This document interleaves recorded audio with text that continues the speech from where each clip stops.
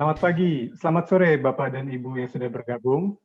Sebelum acara dimulai, saya ingin menyampaikan beberapa peraturan saat event nanti berlangsung. Bapak dan Ibu yang menggunakan smartphone harap mengaktifkan fitur auto rotating dan menonton dengan format landscape untuk hasil video yang lebih maksimal. Bapak dan Ibu yang menggunakan laptop disarankan menggunakan browser Google Chrome. Bapak dan Ibu dapat mengirimkan pertanyaan via chat Zoom setelah diinformasikan oleh MC. Nanti, bagi Bapak dan Ibu yang pertanyaannya terpilih, host akan memberikan akses kepada Bapak dan Ibu untuk bisa menyalakan audio. Kemudian, setelah Bapak dan Ibu menyalakan mic, silakan untuk menyampaikan pertanyaannya secara langsung. Mohon menunggu sejenak, karena acara akan kita mulai sebentar lagi.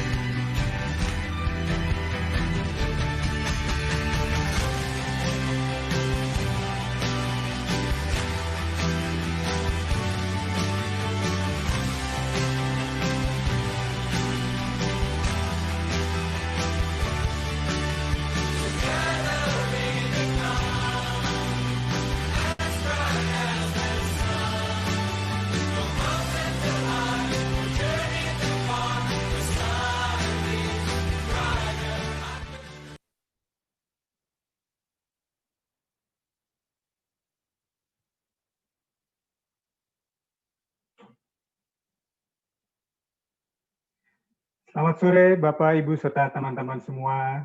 Semoga semuanya masih dalam keadaan sehat dan tetap semangat. Sebentar lagi akhir tahun nih, kita harus tetap positif dan berharap agar tahun depan keadaan menjadi lebih baik. Terima kasih telah meluangkan waktu untuk hadir di sore hari ini. Selamat datang di kegiatan Sun Life Detox. Let's talk about diabetes bersama Tropika Naslim dengan tema Mencegah dan Mengelola Diabetes Selama Pandemi. Saya, Ananto Pambudi, akan memandu jalannya kegiatan sampai selesai. Teman-teman pada tahu nggak nih, kalau tanggal 14 November kemarin itu diperingati sebagai Hari Diabetes Internasional. Saya punya informasi yang valid nih. Dikutip dari International Diabetes Federation, Indonesia itu ternyata termasuk yang berstatus waspada untuk diabetes, karena menempati urutan ke-7 dari 10 negara dengan jumlah pasien diabetes tertinggi. Prevalensi pasien pengidap diabetes di Indonesia mencapai 6,2%. Artinya, sekitar 10,8 juta orang menderita diabetes per tahun 2020. Atau terdapat 1 dari 25 orang di Indonesia mengidap diabetes. Kondisi ini tentunya mengkhawatirkan. Tapi ini tidak hanya terjadi di Indonesia saja, tetapi juga di seluruh dunia, di mana jumlah penderita diabetes terus mengalami peningkatan. Banyak sekali penelitian yang menunjukkan kalau diabetes seringkali dikaitkan dengan gaya hidup dan pola makan yang berakibat pada meningkatnya kadar gula dalam tubuh. Selain itu, ada juga karena faktor keturunan. Data dari WHO menunjukkan kalau COVID-19 ternyata bisa menjadi penyakit yang berbahaya bagi penderita diabetes. Senada dengan WHO, data dari Satgas Penanganan COVID-19 di Indonesia menyampaikan kalau penyakit komorbid terbanyak nomor 2 adalah diabetes. Dengan semakin tingginya risiko bagi penderita diabetes, perlu banget nih punya pemahaman yang cukup, terutama supaya bisa terhindar dari risiko yang lebih besar. Nah, oleh sebab itu, hari ini kita akan bahas bareng-bareng nih, bagaimana sih caranya supaya kita bisa mencegah dan mengelola diabetes selama pandemi, tentunya dengan narasumber-narasumber yang pakar di bidangnya. Sebelum membahas lebih lanjut, izinkan saya untuk menyapa dulu para narasumber yang sudah hadir sore hari ini. Yang pertama ada Ibu Shirley G, selaku Chief Marketing Officer Sun Life Indonesia. Selamat sore, Ibu Shirley. Sore semuanya. Ya, terima kasih sudah hadir. Berikutnya ada Ibu Noviana Halim, selaku Brand Manager Tropicana Slim. Selamat sore, Ibu Novi. Sore, Pak Anto. Sore, Bapak Ibu. Ya, berikutnya ada Mas Randy Bijaya, selaku Researcher from Health and Nutrition Science, Nutrifood Research Center. Selamat sore, Mas Randy. Selamat sore, Mas Anto. Selamat sore, Bapak Ibu semua. Ya, wah ada yang kelupaan nih tadi. Ada juga Pak Kaiser Simanungkalit selaku VP Brand Communication and Client Experience Sunlife Indonesia. Selamat sore Pak Kaiser. Selamat sore Anto, selamat sore Bapak Ibu sekalian. Ya, masih ada lagi nih tamu kita nih. Ada Dr. M. Yunir. Dr. M. Yunir, SPPD KEMD dari Divisi Metabolik Endokrin Departemen Penyakit Dalam Rumah Sakit Cipto Mangunkusumo FKUI. Selamat sore, Dr. Yunir. Ya, ngobrol-ngobrolnya nggak akan seru sih kalau kita belum menghadirkan satu lagi narasumber yang memang punya gaya hidup yang sehat lah. Kalau dilihat di sosial medianya, kayaknya rutin lari dan sepedahan juga gitu. Kita sambut aja. Selamat sore, Mbak Soraya Larsati. Selamat sore semuanya. Senang sekali Ya. bisa ada di sini. Sama-sama Mbak, kita sama-sama senang kehadiran teman-teman semua di sini. Oke, sebelum kita mulai, saya mau undang dulu untuk Ibu Novi untuk menyampaikan kata sambutan. Pada Ibu Novi, saya persilakan. Terima kasih Pak Anto, terima kasih introduction-nya.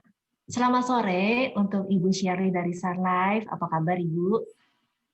Apa kabar Dr. M. Yunir? Untuk Mbak Soraya Larasati dan juga jumpa kembali ya dengan Kak Randy Wijaya. Halo, selamat sore Bapak Ibu semua, apa kabarnya? Semoga sehat walafiat selalu ya, karena di masa pandemi ini kita semakin menyadari betapa berartinya ya kesehatan. Sebelum mulai, pertama-tama perkenankan saya mengucapkan terima kasih kepada Ibu Shirley untuk kesempatan Tropicana Slim berkolaborasi kembali dengan Sunlife melalui event webinar ini ya Ibu. Jadi sekaligus kita memperingati World Diabetes Day seperti yang tadi sudah disebutkan oleh Pak Anto, memang sudah berlalu ya, sudah sejak 14 November kemarin. Namun tentunya tidak mengurangi tekad dan aspirasi kita semua bersama di sini untuk aktif, cegah, dan lawan diabetes, khususnya di masa pandemi ini. Bapak, Ibu, dan teman-teman, izinkan saya sedikit berbagi. Jadi, ada jurnal atau penelitian terbaru yang menunjukkan bahwa diabetesi atau orang diabetes itu beresiko hingga 3 kali lipat mengalami gejala yang parah dan komplikasi akibat COVID-19, sehingga bahkan beresiko kematian 2 kali lipat lebih tinggi saat terinfeksi COVID. Jadi memang perlu lebih berhati-hati ya untuk diabetesi atau orang yang memiliki diabetes. Namun demikian, masih ada good news-nya. Penelitian terbaru yang dirilis oleh Lancet Diabetes Endokrinol tahun 2020 membuktikan bahwa kadar gula darah yang terkontrol itu mencegah timbulnya gejala yang parah. Jadi di sini memang keyword-nya adalah bagaimana menjaga kestabilan kadar gula darah. Jadi, untuk para diabetesi, penting sekali menjaga kestabilan kadar gula darah di masa pandemi, dan tentunya bagi kita yang masih sehat, agar senantiasa aktif untuk cegah diabetes. Bagaimana caranya? Nanti tentunya kita akan dengar bersama ya dari para narasumber ahli kita pada hari ini, khusus Tropicana Slim diwakili oleh Kakak Randy Wijaya. Nanti akan menyampaikan tips-tips nutrisinya, seperti apa caranya supaya bisa cegah diabetes dan juga atasi diabetes ya bagi yang sudah memiliki diabetes dengan cara yang menyenangkan. Jadi kita akan bermain games. Gamesnya berjudul mitos atau fakta. Nah, seperti apa gamesnya nanti Bapak, Ibu, teman-teman bisa saksikan langsung, bisa partisipasi. Akhir kata, Tropicana Slim sebagai brand yang tidak berasa ya, sudah hampir 50 tahun menemani masyarakat Indonesia, berharap bahwa apa yang disampaikan pada hari ini melalui webinar ini bisa menginspirasi Bapak, Ibu semua, teman-teman untuk mulai menjalani pola hidup yang lebih baik, lebih sehat, untuk cegah dan lawan diabetes bersama dengan keluarga, karena manisnya hidup kita yang tentukan. Selamat sore Bapak Ibu teman-teman, terima kasih Pak Anto, waktu dan tempat saya kembalikan. Salam sehat dari Tropicana Slim. Oke, terima kasih Bu Novi. Jadi memang kuncinya adalah, salah satu kuncinya adalah untuk menjaga kadar gula darah dalam tubuh kita. Ya. Nah, nanti selanjutnya kita akan bahas lebih lanjut ya dengan Mas Randy, dengan Dr. Yunir, dengan Pak Kaiser, dan juga dengan Soraya. Oke, selanjutnya saya mengundang Ibu Shirley selaku Chief Marketing Officer Sun Life Indonesia untuk menyampaikan welcome speech. Ibu Shirley, saya persilakan. Ya, terima kasih Anto. Selamat sore semuanya, rekan-rekan dan teman-teman. Salam sejahtera dan juga salam sehat untuk kita semua. Perkenankan saya mengucapkan terima kasih dulu kepada Dr. dan Dr. M. Yunir dari Divisi Metabolik Endokrin Rumah Sakit Cipto Mangunkusumo FKUI. Kita udah berkali-kali ya dok menjalankan kolaborasi. Dr. Yunir ini sungguh menginspirasi dan pengalamannya tidak diragukan lagi. Jadi teman-teman yang hadir hari ini sungguh sangat beruntung karena dokter ini sangat sibuk sekali. Jadi kita juga beruntung bisa kehadiran dokter. Kemudian Mbak Soraya Larasati tentunya figur publik dan juga penggiat olahraga di kondisi sekarang penting sekali ya untuk kita dapat tips-tips di mana kita mengurangi kegiatan di luar rumah tapi gimana supaya bisa tetap aktif dan kita tetap bisa beraktivitas. Dan tentunya juga tadi Kak Randy Dijaya SS itu seorang researcher dari Health and Nutrition Center Nutrifood. Tidak lupa saya ingin menyapa Ibu Noviana Halim, teman saya, kita udah kenal cukup lama secara kebetulan, tapi ternyata secara visi dan misi dua perusahaan ini sangat mirip sekali. Jadi sesi hari ini juga terselenggara berkat kolaborasi dengan Tropicana Slim, yang sama-sama punya kepedulian yang besar terhadap diabetes di Indonesia. Semoga tentunya kolaborasi kita bisa terus berlangsung, bisa lebih luas lagi mengedukasi keluarga di Indonesia. Nah, pastinya juga tidak lupa untuk berterima kasih kepada semua rekan-rekan media, nasabah Sun Life yang saya juga tahu ada yang hadir di sini, kemudian teman-teman blogger, dan seluruh peserta webinar yang sudah mau meluangkan waktu di sore hari ini, yaitu sesi webinar Sun Life Indonesia Detox atau Let's Talk About Diabetes. Nah, sebelum terjadi pandemi COVID-19, diabetes sebenarnya sudah menjadi ancaman yang serius karena terus meningkat terhadap kondisi kesehatan di dunia. Dari data dari International Diabetes Foundation atau IDF, ada sekitar 463 juta orang di dunia atau 1 dari 11 orang itu menderita diabetes. Ini angkanya cukup mengkhawatirkan ya, 1 dari 11 berarti di antara kita. Dan menurut WHO sendiri, diabetes ini merupakan penyebab kematian nomor 7 di dunia. Dan sebagian besar dari jumlah kasus kematian tersebut ini disebabkan karena tingginya gula darah. Dan ini terjadi bukan untuk orang-orang tua saja, tapi terjadi sebelum usia 70 tahun. Apalagi dengan adanya kehadiran pandemi, membawa faktor yang jauh lebih tinggi, resikonya lebih tinggi bagi penderita diabetes.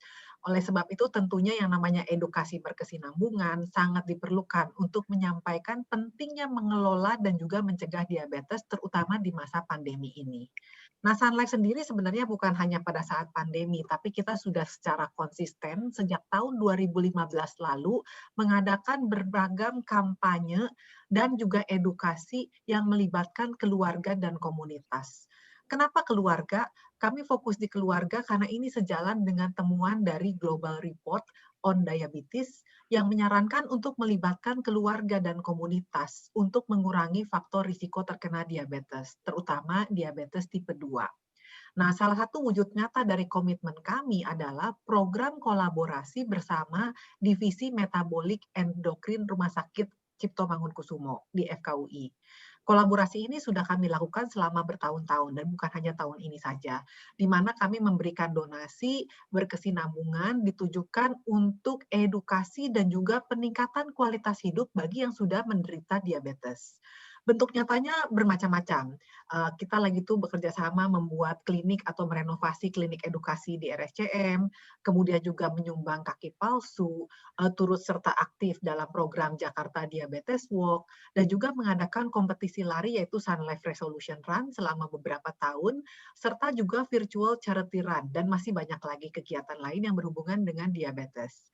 Nah, teman-teman sekalian yang hari ini hadir, bila setelah mengikuti webinar ini kemudian merasa mendapatkan inspirasi dan juga manfaat, saya sangat berharap kemudian teman-teman tidak berhenti di sini, tapi juga ikut berperan aktif menyebarkan informasi penting seputar diabetes ini ke lebih banyak orang.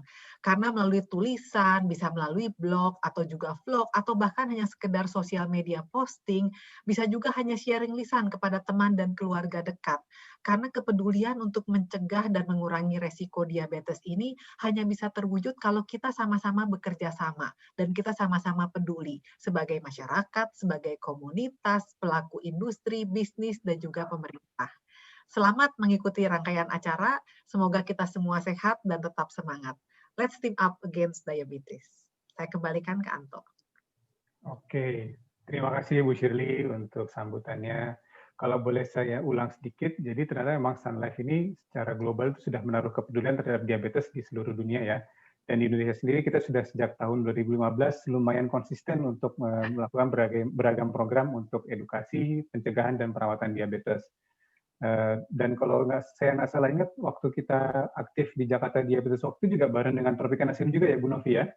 Ya. Betul, Ya. itu kan pertama kali kita ketemu. Iya, betul. Iya, Nah, betul. mudah-mudahan tahun depan keadaan sudah lebih baik lagi ya. Jadi kita bisa kolaborasi lagi yang lebih seru lagi, nggak hanya online, tapi benar-benar melibatkan komunitas lebih banyak lagi. Amin. Ya, oke. Melihat dari keefektifan program-program yang sudah dijalankan oleh Sun Life, kembali lagi nih tahun ini Sun Life menegaskan komitmennya dalam hal edukasi dan peningkatan kualitas hidup penderita diabetes. Salah satunya adalah kami akan mendonasikan kepada RSCM untuk program edukasi. Nah, hari ini donasi tersebut akan kita serahkan secara virtual yang akan disampaikan oleh Ibu Shirley G, selaku Chief Marketing Officer Sun Life Indonesia, kepada RSCM yang diwakili oleh Dr. M. Yunir, SPPD KMD. Kepada Ibu Shirley dan Dr. Yunir, kami persilahkan.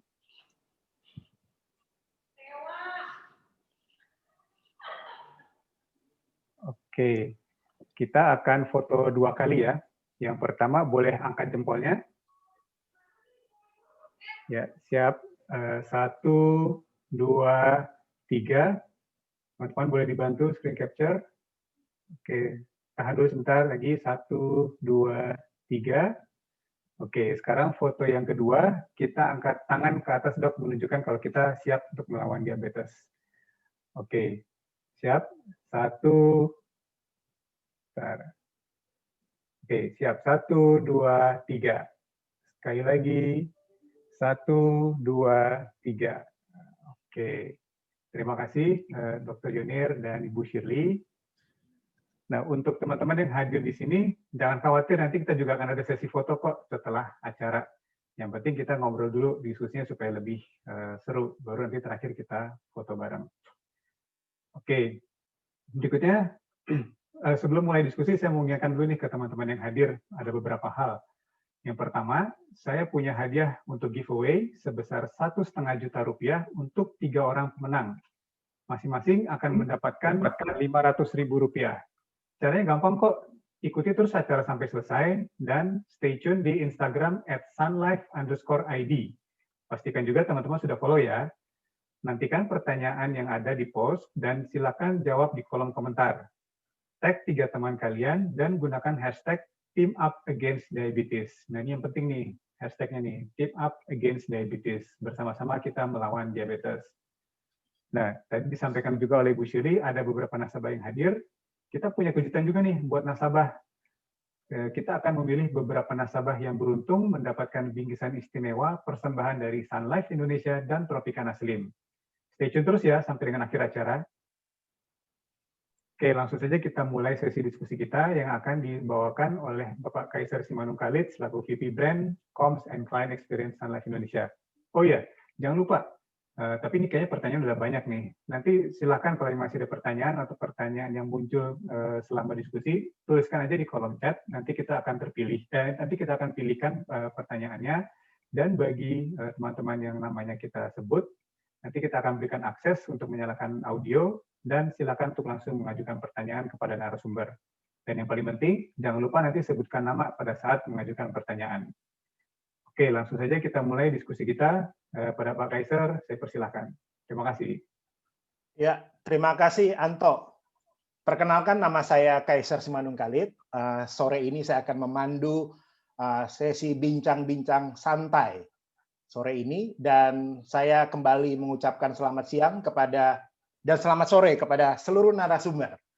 Ada Dr. M. Yunir, SP, PD, KMD dari Divisi Metabolik Endokrin, RSCM, Fakultas Kedokteran Universitas Indonesia. Selamat sore, Dok. Dan ada tamu kita yang lain, Mas Randy Dijaya, SSI, peneliti dari Health and Nutrition Science, NutriFood Research Center. Selamat siang, selamat sore, Mas Randy. Sore, Bang Kaiser.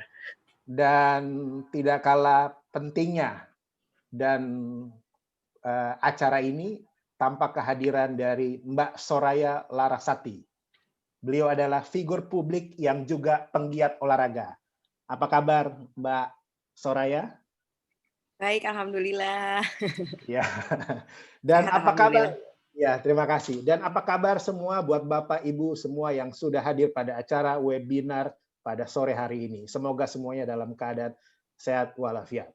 Terima kasih telah meluangkan waktu dan mendukung acara Sunlight, dan begitu juga sudah mendukung acara Tropika Naslim dalam hal edukasi kepada masyarakat Indonesia mengenai diabetes.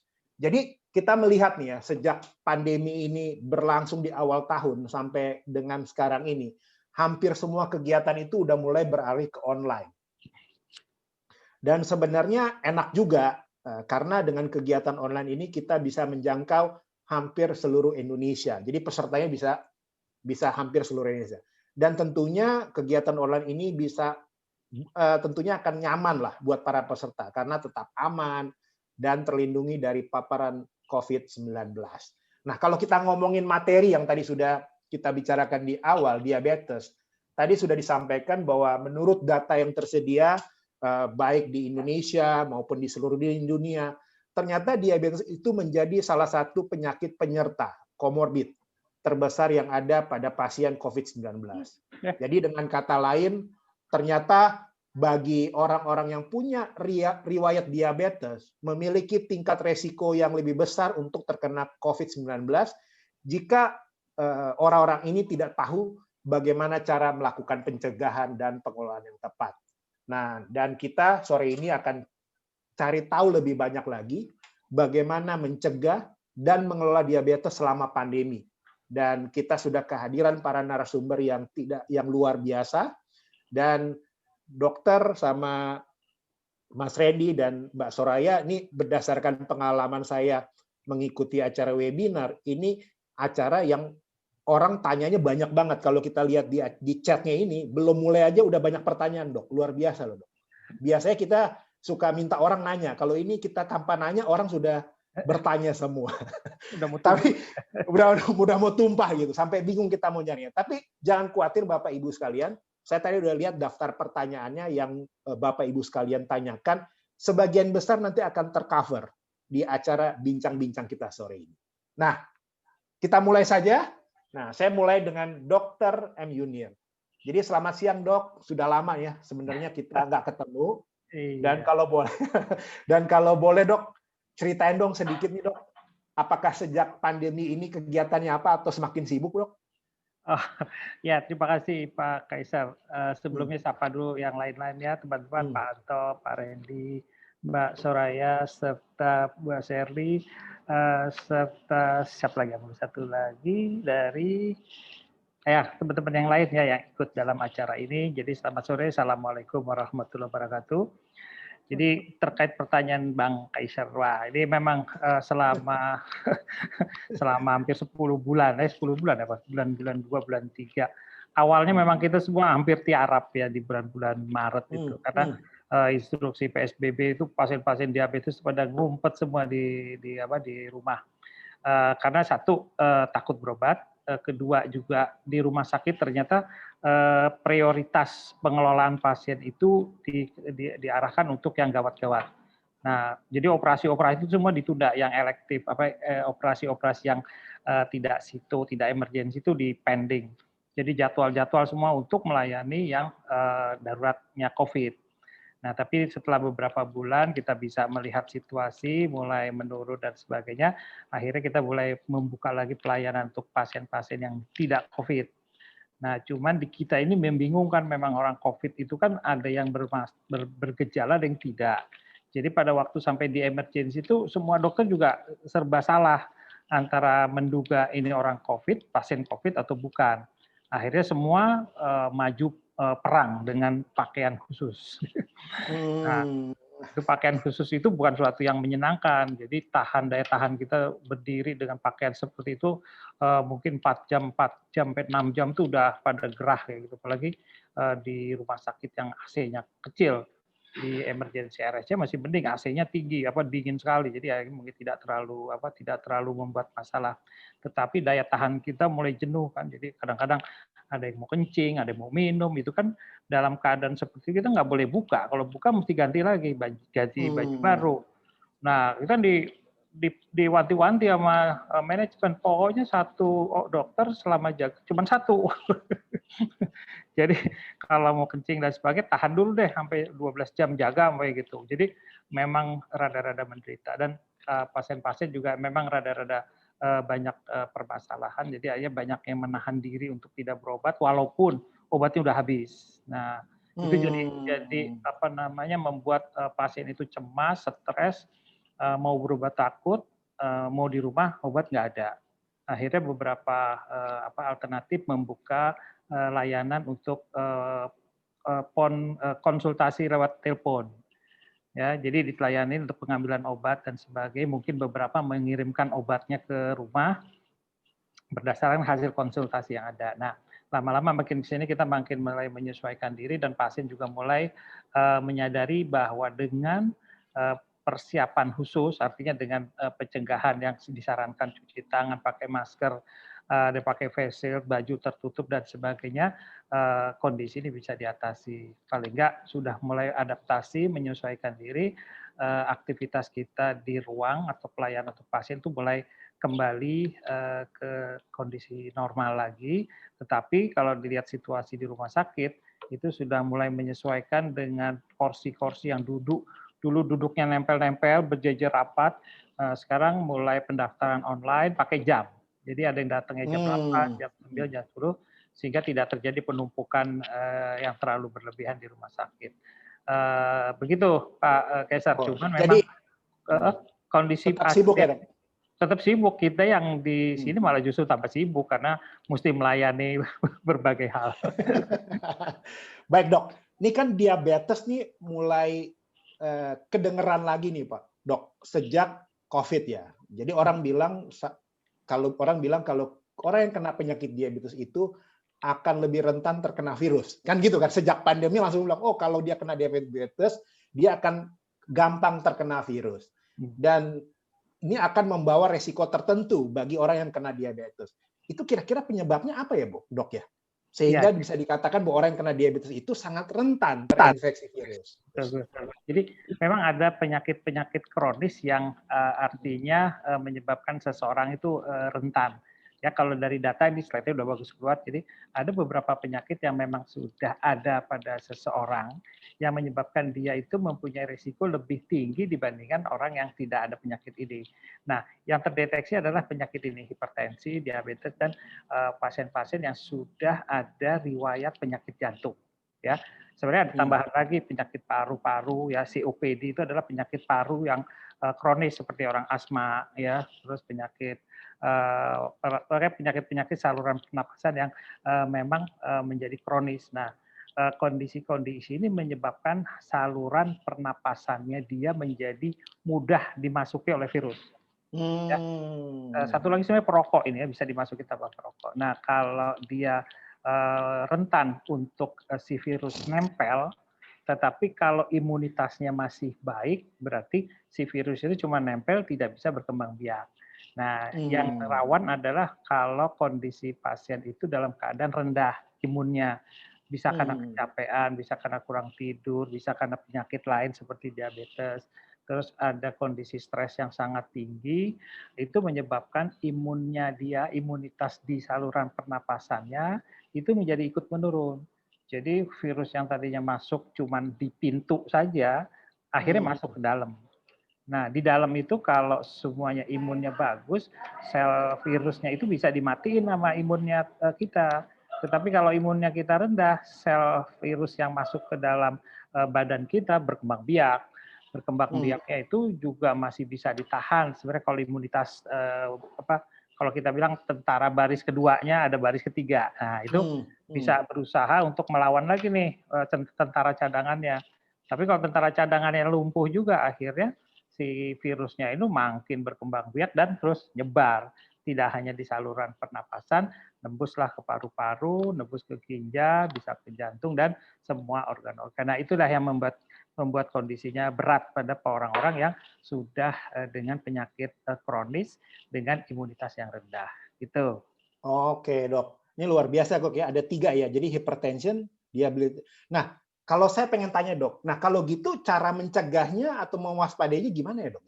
Ya, kembali lagi sebenarnya ke pengobatan penyakit utamanya. Ya, kalau dia diabetes, mau tidak mau harus mengendalikan gula darah dengan baik. Mungkin di slide saya setelah ini, nah ini gambaran aja diabetes walaupun dia berisiko, tetapi kalau gula darahnya baik, ya dalam arti virus masuk, gulanya tinggi. Nah, virus itu mendapat makanan banyak kan, makin banyak gulanya, makin seger dia di dalam situ, makin subur. Nah, kalau gulanya pada saat itu bagus, jadi artinya makanan untuk virusnya kurang. Nah, jadi perkembangan biaknya jadi agak direm sedikit, sehingga mungkin pada orang yang seperti gejala, kalau dia kena infeksi virus COVID ini, gejalanya cuma ringan. Beda sama yang gulanya jelek, wah itu makin istilah mungkin langsung kena radang paru-paru, kena pneumonia, terus gagal napas, sehingga kalau lihat gambar segi angka kematiannya akan menjadi lebih besar dibandingkan kalau yang diabetesnya well control, gula darah terkontrol dengan baik, artinya survival-nya hampir 98%. Artinya yang tetap survive untuk keluar sembuh itu tinggi, ya. Jadi angka kematian pada yang jelek itu bisa sampai 10%. Itu bedanya jadi. Oke. Jadi menjaga kadar gula darah itu sangat penting sekali ya, Dok ya, untuk mencegah kita dan atau bagaimana kita bisa melawan COVID ya, Dok ya. Betul. Ya, Dok, ya. Oke, Dok. Ditahan dulu, Dok. Banyak informasi yang menarik yang kita akan dengar dari Dr. M. Yunir. Ya. Tapi sebelumnya saya mau berlari dulu ke Mas Randy. Ya. Nah, halo Mas Randy. Halo. Oke, saya mau tanya nih, sebagai seorang yang bekerja di bidang nutrisi, kira-kira apa saja nih yang harus diperhatikan nih? Kita ngomongin tadi gula darah kan. Kira-kira dari Mas Randy sebagai seorang peneliti dan di bidang nutrisi, apa nih pandangan dari Mas Randy? Oke, kalau berkaitan sama diabetes C ya kan berarti tadi yang udah dijelasin sama Dr. Yunir kan berarti mesti jaga kadar gula darah ya. Ya berarti balik lagi secara nutrisi juga asupan konsumsi gula kita ya juga mesti dibatasi gitu. Jadi kalau misalnya asupan makanan kita direncanakan dengan baik, terus gulanya juga dibatasi, sumber karbohidrat juga bisa dipilih yang sehat, itu ujung-ujungnya bisa menjaga kadar gula darah lebih terkontrol. Kurang lebih seperti itu kalau dari segi asupan pola makan ya. Gitu. Oke. Saya dengar Mas Randy punya permainan nih buat kita sore ini. Oke, udah siap nih ya berarti ya kita akan bermain ya. Ya, jadi walaupun pembicaraan serius tapi ada gamesnya gitu. Kita mau games dulu dengan seluruh peserta webinar sore ini. Oke, boleh. Iya, jadi kurang lebih nanti saya akan apalagi sekarang gitu ya dengan kondisi teknologi yang semakin maju, itu informasi banyak beredar ya. Tapi kita kadang nggak tahu ya mana yang benar atau mana yang hoax nih, mana yang mitos, mana yang fakta. Oke, makanya hari ini saya mau sharing nih mitos fakta tentang diabetes. Coba saya share screen-nya ya. Iya. Jadi Bapak Ibu sekalian, sore ini Mas Randy itu punya permainan, games. Nanti kita jawab melalui polling. Nanti kita Bapak Ibu sekalian bisa tebak, ini kira-kira fakta atau mitos ya? Ayo, kita sama-sama menebak. Nah, jadi supaya terhindar dari hoax gitu ya. Kita udah punya berbagai narasumber yang luar biasa, yang kredibel. Jadi mudah-mudahan bisa membantu Bapak Ibu sekalian. Oke, Mas Randy. Oke, jadi saya udah siapin sekitar 7 headline nih, ceritanya ada headline gitu ya. Kalau misalnya kita baca berita-berita, wah nanti kita bisa pilih nih, mitos atau fakta ya. Nah, nanti di Zoom ini juga akan ada polling ya. Apa namanya Bang Kaiser? Jadi nanti bisa milih langsung nih, bisa ikut interaksi kita. Iya. Oke. Oke, kita mulai ya. Di statement atau di headline yang pertama nih. Nah, gula pasir adalah sumber energi yang penting dan harus selalu dikonsumsi. Wah, mitos atau fakta nih? Gula pasir kan? Poolingnya coba. Iya nih, boleh. Oke. Jadi Bapak Ibu sekalian boleh berpartisipasi dengan mengisi pooling yang mungkin sudah muncul di layar screen masing-masing. Waduh, sebagian besar bilang mitos nih Pak Randy. Wah. Progresnya masih bilang mitos. Lebih masih menang ya mitos ya. Mitos masih menang, mitos masih menang. Oke. Kita tunggu sampai berapa nih? Wah, udah kayaknya udah masih nambah? Oh enggak. Oke, coba kita buka aja ya. Ya, buka aja. Jadi kalau orang bilang, sebagian besar bilang itu mitos, 69%. Coba kita lihat, benar nggak mitos? Oke, jawabannya adalah, wah benar banget nih. Kebanyakan dari kita yang hadir di sini udah cukup benar nih, jawabannya adalah mitos. Kenapa mitos? Nah, ini penjelasannya ya. Nah, memang gula pasir itu sumber energi, tapi energi yang kita dapat itu nggak cuma dari gula pasir loh. Gitu. Kenapa gula pasir itu kurang begitu sehat? Karena gula pasir itu memang memberikan energi, tapi tidak diimbangi dengan nutrisi yang baik. Gitu. Jadi, instead of kita dapat energi dari gula pasir, lebih baik kita dapetin sumber energi dari makanan yang lebih sehat. Contohnya nasi merah, atau lauk pauk tinggi protein yang rendah lemak, terus misalnya susu rendah lemak, buah dan sayur, itu pun adalah sumber-sumber energi yang penting dan juga mengandung nutrisi-nutrisi yang dibutuhkan oleh tubuh, vitamin, mineral, dan juga serat. Gitu. Oke. Jadi saya mulai ngurangi minum teh manis kalau gitu, Pak Reni. Kurangin gula pasirnya. Oke. Boleh ditambahin nggak keterangannya? Silakan dokter. Jadi kalau di diabetes, gula pasir itu kalau untuk hipo bagus, tapi kalau untuk kondisi yang rutin dimakan, dia itu indeks glikemiknya sangat tinggi. Jadi artinya begitu dikonsumsi dalam waktu singkat akan menyebabkan kadar gula melonjak tinggi mendadak. Bukan mendadak, terlalu cepat. Itu yang menyebabkan insulin di dalam badannya nggak ready untuk mengatasi kenaikan gula darah yang mendadak. Itu tambahan gula pasir, jadi sebaiknya dihindari. Oke, terima kasih dokter. Oke, terima kasih banyak tambahannya Dokter Yunir. Iya, kita bisa lanjut ya ke pernyataan yang kedua ya, Bang Kaiser ya. Ya, silakan. Oke. Nah, gula aren, gula batu, dan madu adalah pilihan yang lebih baik untuk diabetesi. Wah, ini juga banyak nih yang beredar ya. Ganti aja gula pasirnya jadi gula aren atau madu, lebih sehat. Mitos atau fakta nih? Boleh mungkin dikeluarkan pollingnya. Oke, bisa dijawab nih. Mitos atau fakta? Wah, sebagian ya. Berimbang nih. Berimbang. Balapan. Wah, balapan nih. Balapan. Oke. Wah, makin besar. Wah, fakta. Okay. Wah, ini edukasi harus makin kenceng nih. Wah, udah ada kisi-kisinya nih. Udah kisi-kisinya. Oke, kita buka aja Mas Randy. Boleh. Wah, ini dikit, bedanya dikit nih, bedanya dikit. Beda dikit tapi masih menang fakta ya. Wah, jadi hari ini bisa terbukakan nih. Ternyata jawabannya adalah mitos. Waduh, ternyata nggak lebih baik loh. Kenapa nih? Iya, karena ya gula aren, gula batu, atau madu atau gula-gula yang dianggap lebih sehat itu ternyata kalorinya hampir sama dengan gula putih atau gula pasir gitu. Jadi ya jangan konsumsi berlebihan juga, karena jenis-jenis gula ini pada dasarnya juga akan menaikkan kadar gula darah dengan cepat. Kalau tadi yang Dokter Yunir bilang indeks glikemik ya, itu juga kurang lebih hampir sama dengan gula pasir gitu. Nah, tapi gimana nih kalau misalnya kita masih mau ngerasain yang namanya rasa madu, yang mau ngerasain rasanya gula Jawa. Nah, jangan sedih nih, jangan khawatir. Karena Tropicana Slim nih punya produk yang lebih sehat dengan rasa yang lebih nikmat.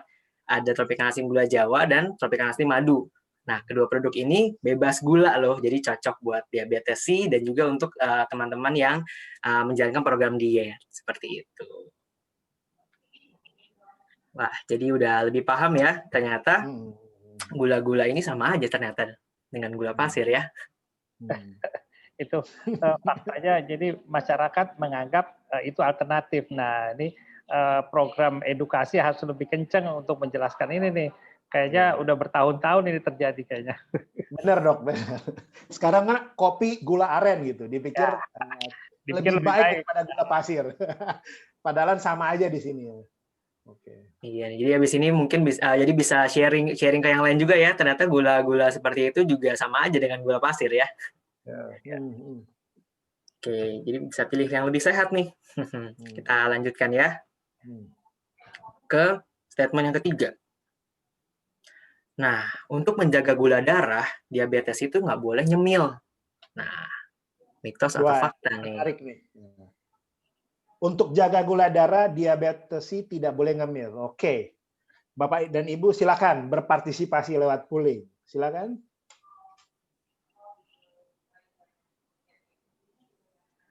Wah, mitos. Oh, banyak yang jawab mitos nih.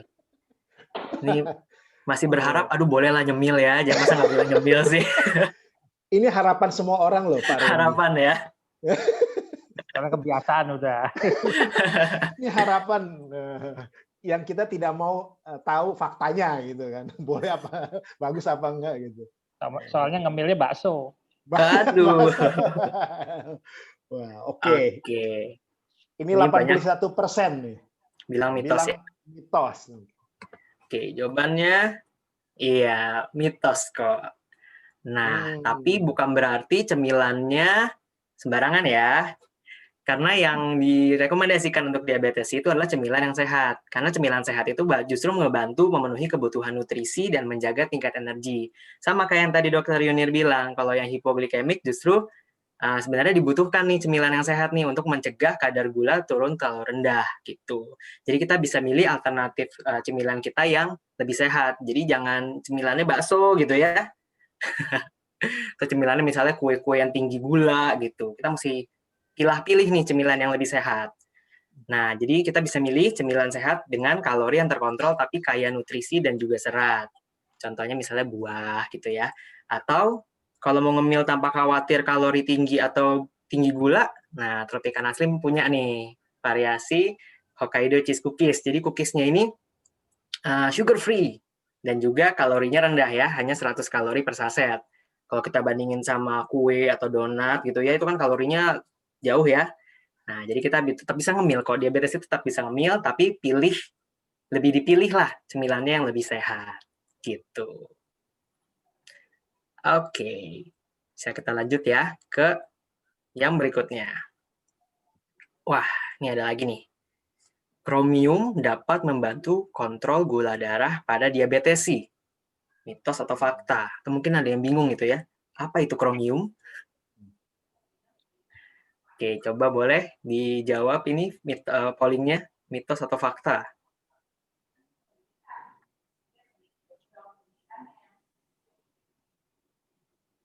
Wah, fakta nih. Saya sih belum tahu ya definisi kromium itu apa, Mas Randy. Oke, nggak apa-apa. Habis ini jadi tahu ya. Oh iya. Ini faktanya, sebagian besar bilang fakta. Kalau kita lihat hasil pollingnya. Ini semoga emang pada tahu ya apa itu kromium ya. Iya.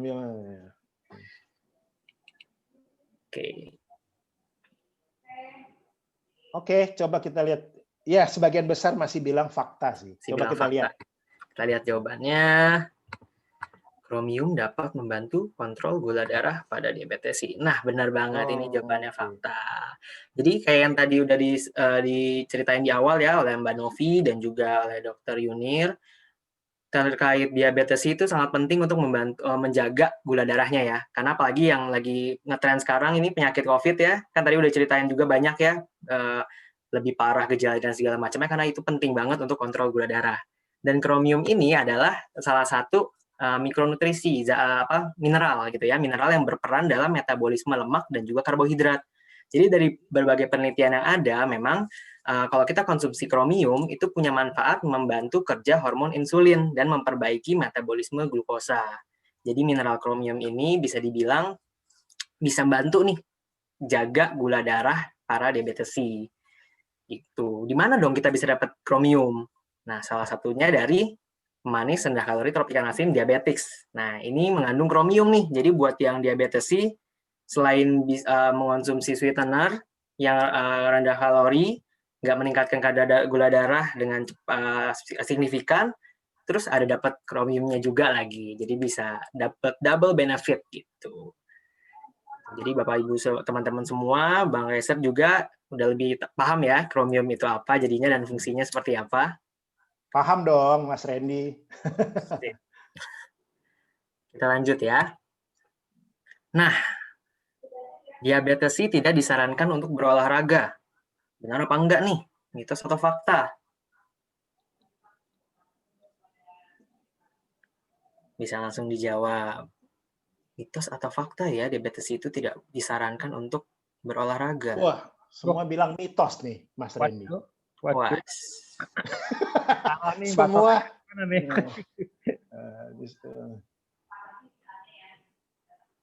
Waduh, oke. Diabetes tidak disarankan untuk berolahraga. Oh, benar dong. Oke, jawabannya ternyata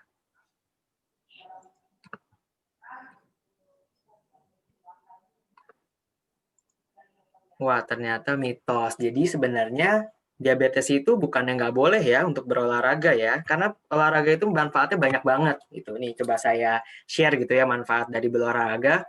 Bantu kontrol gula darah, menurunkan tekanan darah, memperbaiki sirkulasi darah, bakar kalori ya, apalagi kalau yang berat badannya berlebih, olahraga itu bantu banget. Bisa memperbaiki mood gitu, suasana hati, terus memperbaiki kualitas tidur, sama jangka panjangnya mencegah jatuh di usia lanjut. Nah, tapi untuk para diabetesi ada tapinya nih. Nah, olahraga itu baiknya konsultasi juga dengan dokter sebelum memulai program olahraganya. Karena kan kita juga nggak tahu nih kapasitas tubuhnya itu seperti apa. Kita nggak bisa main langsung bilang, oh kamu olahraganya ini aja gitu. Karena kan olahraga punya intensitas dan jenisnya masing-masing. Belum tentu dengan kondisi tubuh diabetesi itu cocok untuk semua olahraga. Jadi lebih baik dipastikan dulu, dikonsultasikan dulu dengan dokter gitu. Jadi biar bisa tahu nih olahraga yang pas dengan jenis dan intensitas yang punya manfaat buat para diabetesi. Gitu. Jadi bukan berarti para diabetesi nggak boleh berolahraga ya. Jadi tetap harus berolahraga ya Mas Randy ya? Iya, betul sekali. Apalagi kalau yang bukan diabetesi ya wajib banget nih olahraga, apalagi sekarang ya. Penting banget nih olahraga buat jaga imun juga. Gitu. Oke, kita lanjut. Nah, kalau tadi udah bahas tentang olahraga, sekarang tidur nih. Tidur yang cukup penting untuk kontrol gula darah diabetesi. Mitos atau fakta? Nah, kalau kontrol gula darah bukannya dari makanan aja. Emang tidur ngaruh ya?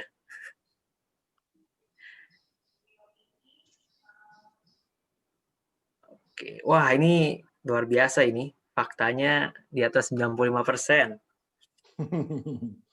Tidur cukup penting untuk kontrol gula. Wah, sebagian besar bilang fakta nih Mas Randy. Bang Kaiser di golongan yang mana nih? Saya bilang fakta. Nah. Oke, mari kita nebak ya, saya nebak ya. Oke. Nebak saya, fakta, sepertinya fakta. Oke, dan jawabannya adalah fakta. Bahkannya benar nih Bang Kaiser nih.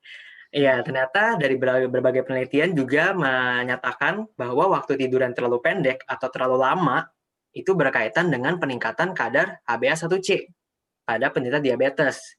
Jadi bukan berarti tidur itu lama-lama ya, tidurnya itu harus yang cukup, jangan terlalu singkat dan jangan terlalu lama.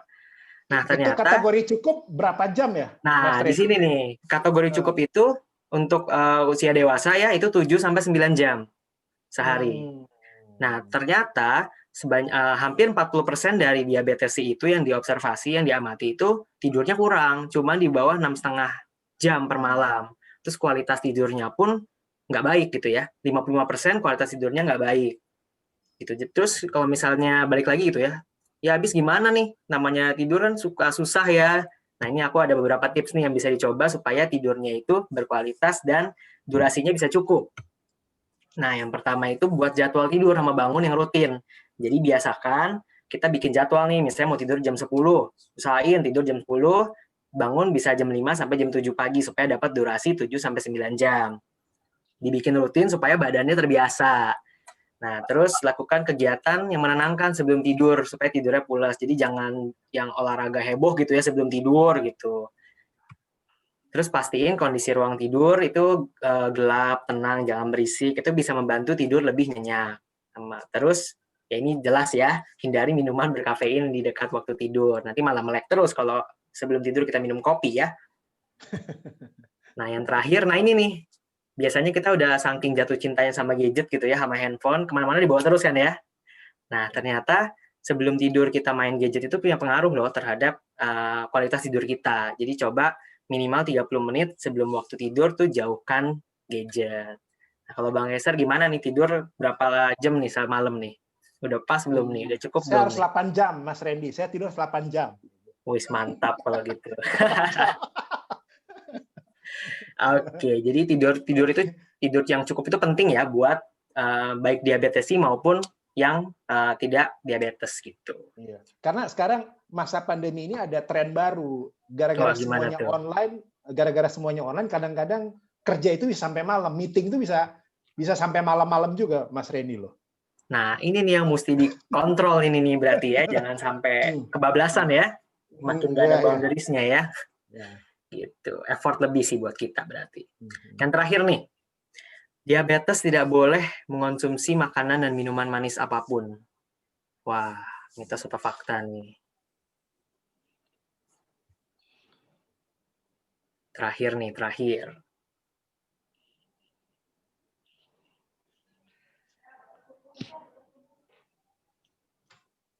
Sebagian besar menjawab mitos nih, Mas Randy. Oke, sebagian besar menjawab mitos. Berarti bilangnya masih boleh ya sebenarnya ya minum makanan manis ya? Masih boleh.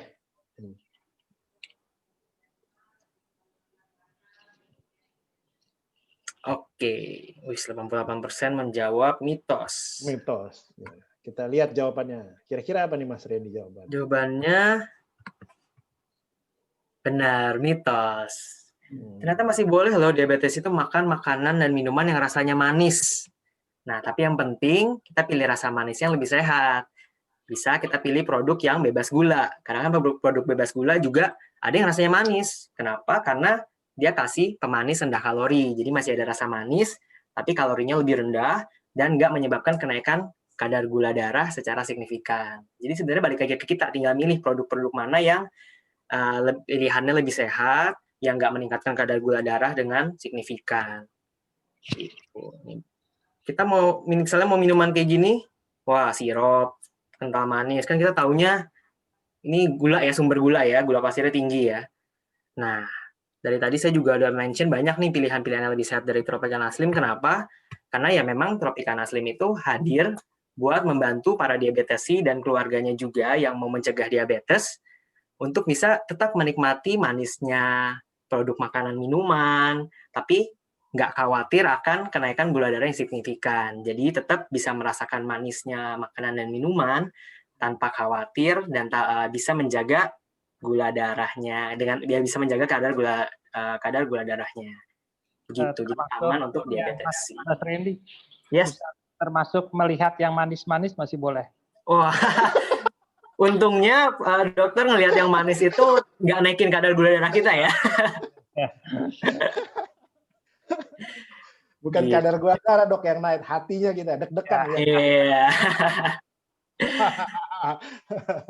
Oke, kurang lebih gitu Bang Kaiser yang bisa aku sharingin tentang mitos Ya. fakta yang mungkin banyak beredar di masyarakat. Semoga setelah apa yang bisa aku sharingin ini jadi bisa lebih paham nih, bisa milih nih mana yang benar dan mana yang salah. Boleh saya tambahin, Pak Kaiser? Silakan, Jadi dokter. gini, nambahin aja Mas Randy. Jadi Iya.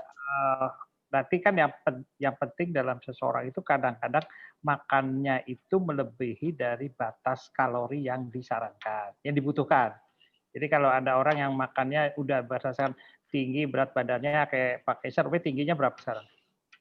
Saya Pak, 167 Pak. 167 beratnya? Beratnya? Ah, 79 Pak. 79. Kelebihan Pak, saya 79 dong. Ya. Jadi harus dikurangi 30% dari kebutuhan sehari-hari. Jadi kalau lebih segitu kan mungkin, wah ini kalau kita hitung itu jatahnya cuma 1.500, 1.700 kalori per hari. Nah, jadi harus cermat nih pada waktu pilih makanan, umpamanya snack tadi ada dicontohin 1 bungkus, 1 saset 100 kalori ya kan, ya Ren ya? Iya. Tapi kalau umpamanya makan jajan, umpamanya makan mie instan itu tahu nggak kalorinya? 400 kalori 1 bungkus. Ya. Jadi artinya kalau sehari makan itu mau tidur malam ditambah lagi dengan telurnya, ditambah lagi dengan kornet ya, Indonet. Itu mau tidur tambah lagi 800 kalori. Jadi artinya jumlah yang masuk akan kelebihan. Nah itu yang mesti cermat dalam mengkonsumsi makanan. Jadi pilihlah yang kalau kita menyarankan pada waktu mau jajan atau beli apapun di dalam kemasan label ini ada insert itunya makanannya. Hitung kalorinya berapa, gulanya berapa. Ya jadi lebih cermat memilih makanan. Oke, itu Pak Kaiser tambahan. Oke, terima kasih dokter. Ternyata Bapak Ibu sekalian kalau misalnya edukasi kita kombinasi dengan permainan, kita lebih gampang nangkepnya ya. Jadi terima kasih nih Mas Reni ya. Jadi saya tadi beberapa fakta memang masih nggak 100% tahu benar, tapi tadi setelah dibikin simulasi seperti ini, oh kita jadi lebih tahu gitu kan, kita harus bagaimana. Terusnya kata dokter tipsnya adalah yang penting kita tahu apa yang kita makan gitu. Kalau saya di rumah biasanya dok, karena kan istri saya maunya saya enak dipeluk dok, bukan enak dilihat, jadi harus agak gempal sedikit. Dan sore ini Bapak Ibu sekalian kita juga punya narasumber yang ya tadi kan dibilang bahwa walaupun menderita diabetes tapi tetap harus berolahraga. Nah kita punya role model nih yang memang ibu yang satu itu atau mbak yang satu ini adalah seorang pegiat olahraga, ya, Mbak Soraya. Nah, saya pengen ngobrol-ngobrol dulu nih. Selamat sore, Mbak Soraya. Nah, iya, Mbak selamat Soraya, sore semuanya. Sore. Ya. Jadi, kalau ngomong olahraga kan, ya saya nggak perlu tanya lagi lah. Teman-teman Bapak Ibu sekalian bisa cek di Instagramnya. Sudah aktif olahraga sejak berapa lama deh? Dan boleh cerita nggak kira-kira apa yang menjadi motivasi Mbak Soraya untuk hidup lebih sehat? Kira-kira. Kalau mulai olahraga sendiri sebenarnya sejak punya anak ya. Karena kan memang metabolisme kalau sudah melahirkan beda ya, nggak semudah menguruskan badan waktu masih sebelum punya anak gitu kan ya. Metabolisme, umur gitu kan. Jadi awalnya memang motivasi itu aja. Sesimpel itu, seperti kebanyakan pada umumnya orang ya. Pengen kurus gitu awalnya. Tapi setelah menjalani, motivasi kurus itu nggak bikin istiqomah tuh kalau aku rasa. Biasanya orang tuh kalau cuma motivasi kurus begitu tercapai atau mungkin sebaliknya ketika nggak tercapai akhirnya nggak berjalan gitu loh. Jadi si olahraganya itu sendiri. Padahal kan olahraga itu kan sebenarnya sesuatu hal yang menurut aku setelah aku menjalani tuh memang harus yang kita jalani konsisten gitu loh sama diri kita sendiri, sama komitmen gitu kan. Jadi pas cuman kurus doang motivasinya biasanya abis itu mandek tuh di tengah jalan gitu kan. Jadi kurang motivasi gitu sampai akhirnya cuman sekali-sekali, misalkan sebulan oke, rajin, besoknya enggak gitu-gitu. Sampai akhirnya pas cek kesehatan juga pas udah badan termasuk udah kurus nih ya, udah cukup ideal. Tapi kadang-kadang orang kurus tuh belum tentu sehat juga. Kolesterolnya, yaitu gula darahnya. Jadi sehat itu kan secara keseluruhan ya, nggak cuma terlihat langsing atau kurus itu pasti sehat gitu kan. Dan aku juga ngerasa gitu, badannya juga kayaknya emang nggak enak gitu. Sampai akhirnya aku ngerasain, oh ya udah deh kalau gitu aku targetin harus ada target gitu kan. Maksudnya olahraga yang aku suka tuh apa.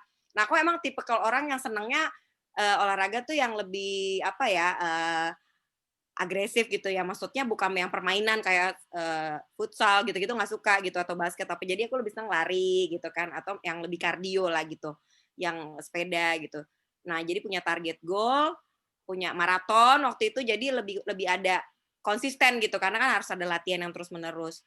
Terus sejak saat itu aku ngerasa dengan kita disiplin punya waktu untuk istirahat, benar tadi istirahat yang cukup, otomatis kan badan kita lebih nyaman untuk beraktivitas gitu kan, metabolisme lebih bagus begitu, olahraganya rutin. Rutin tuh dalam arti konsisten melakukan ya seminggu 3 kali minimal ya. Jadi bukan rutin cuman ini doang, bayar gym doang nih, tapi nggak pernah datang. Kan suka ada kayak gitu kan orang ya. Jadi aku ngerasa itu, jadi rutin seminggu 3 kali gitu kan. Terus jadi aku ngerasa baru tuh ngerasain yang bener-bener namanya sehat gitu, bukan cuman sekedar kurus. Jadi dan bonus kurus tuh ada gitu setelah kita memang udah konsisten menjalani pola makan diatur dengan lebih baik. Ya bukan berarti sama sekali nggak makan ngekat apapun yang kita suka ya, kita boleh makan yang kita suka tapi terkontrol gitu loh. Benar, gula juga sebenarnya penting banget terutama untuk olahraga yang kardio gitu kan. Kardio tinggi yang seperti aku lakukan misalnya minimal 60 menit atau high intensity training gitu, itu memang membutuhkan gula gitu kan karena untuk energi gitu kan.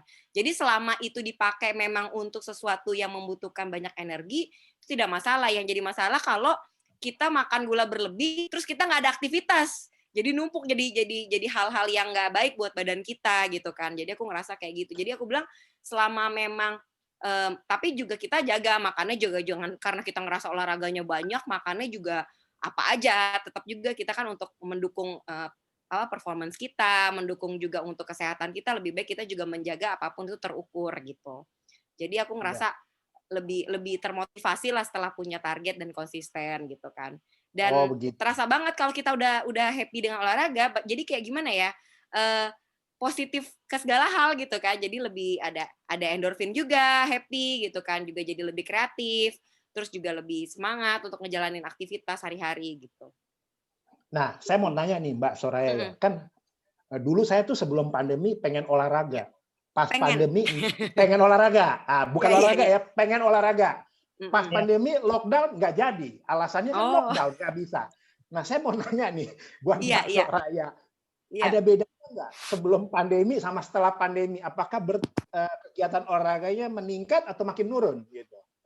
Justru aku sebenarnya sejujurnya sebelum pandemi kan memang ada target nih sebenarnya tahun ini pengen ada target maraton waktu itu kan memang di UMM gitu kan ya di Jerman. Cuman kan karena cancel semua acara kan, pandemi semua dunia kan kayaknya kalang kabut gitu. Awal-awal banget waktu pertama kali lockdown memang bingung karena kan takut juga ya, kita kan belum tahu nih kondisi seperti apa, simpang siur gitu kan. Tapi ya kan sekarang sebenarnya ada online ya apapun itu ya. Jadi akhirnya aku cuma olahraga online doang, tapi kan yang biasanya aktif banget yang seperti lari gitu kan, kayaknya enak gitu di outdoor.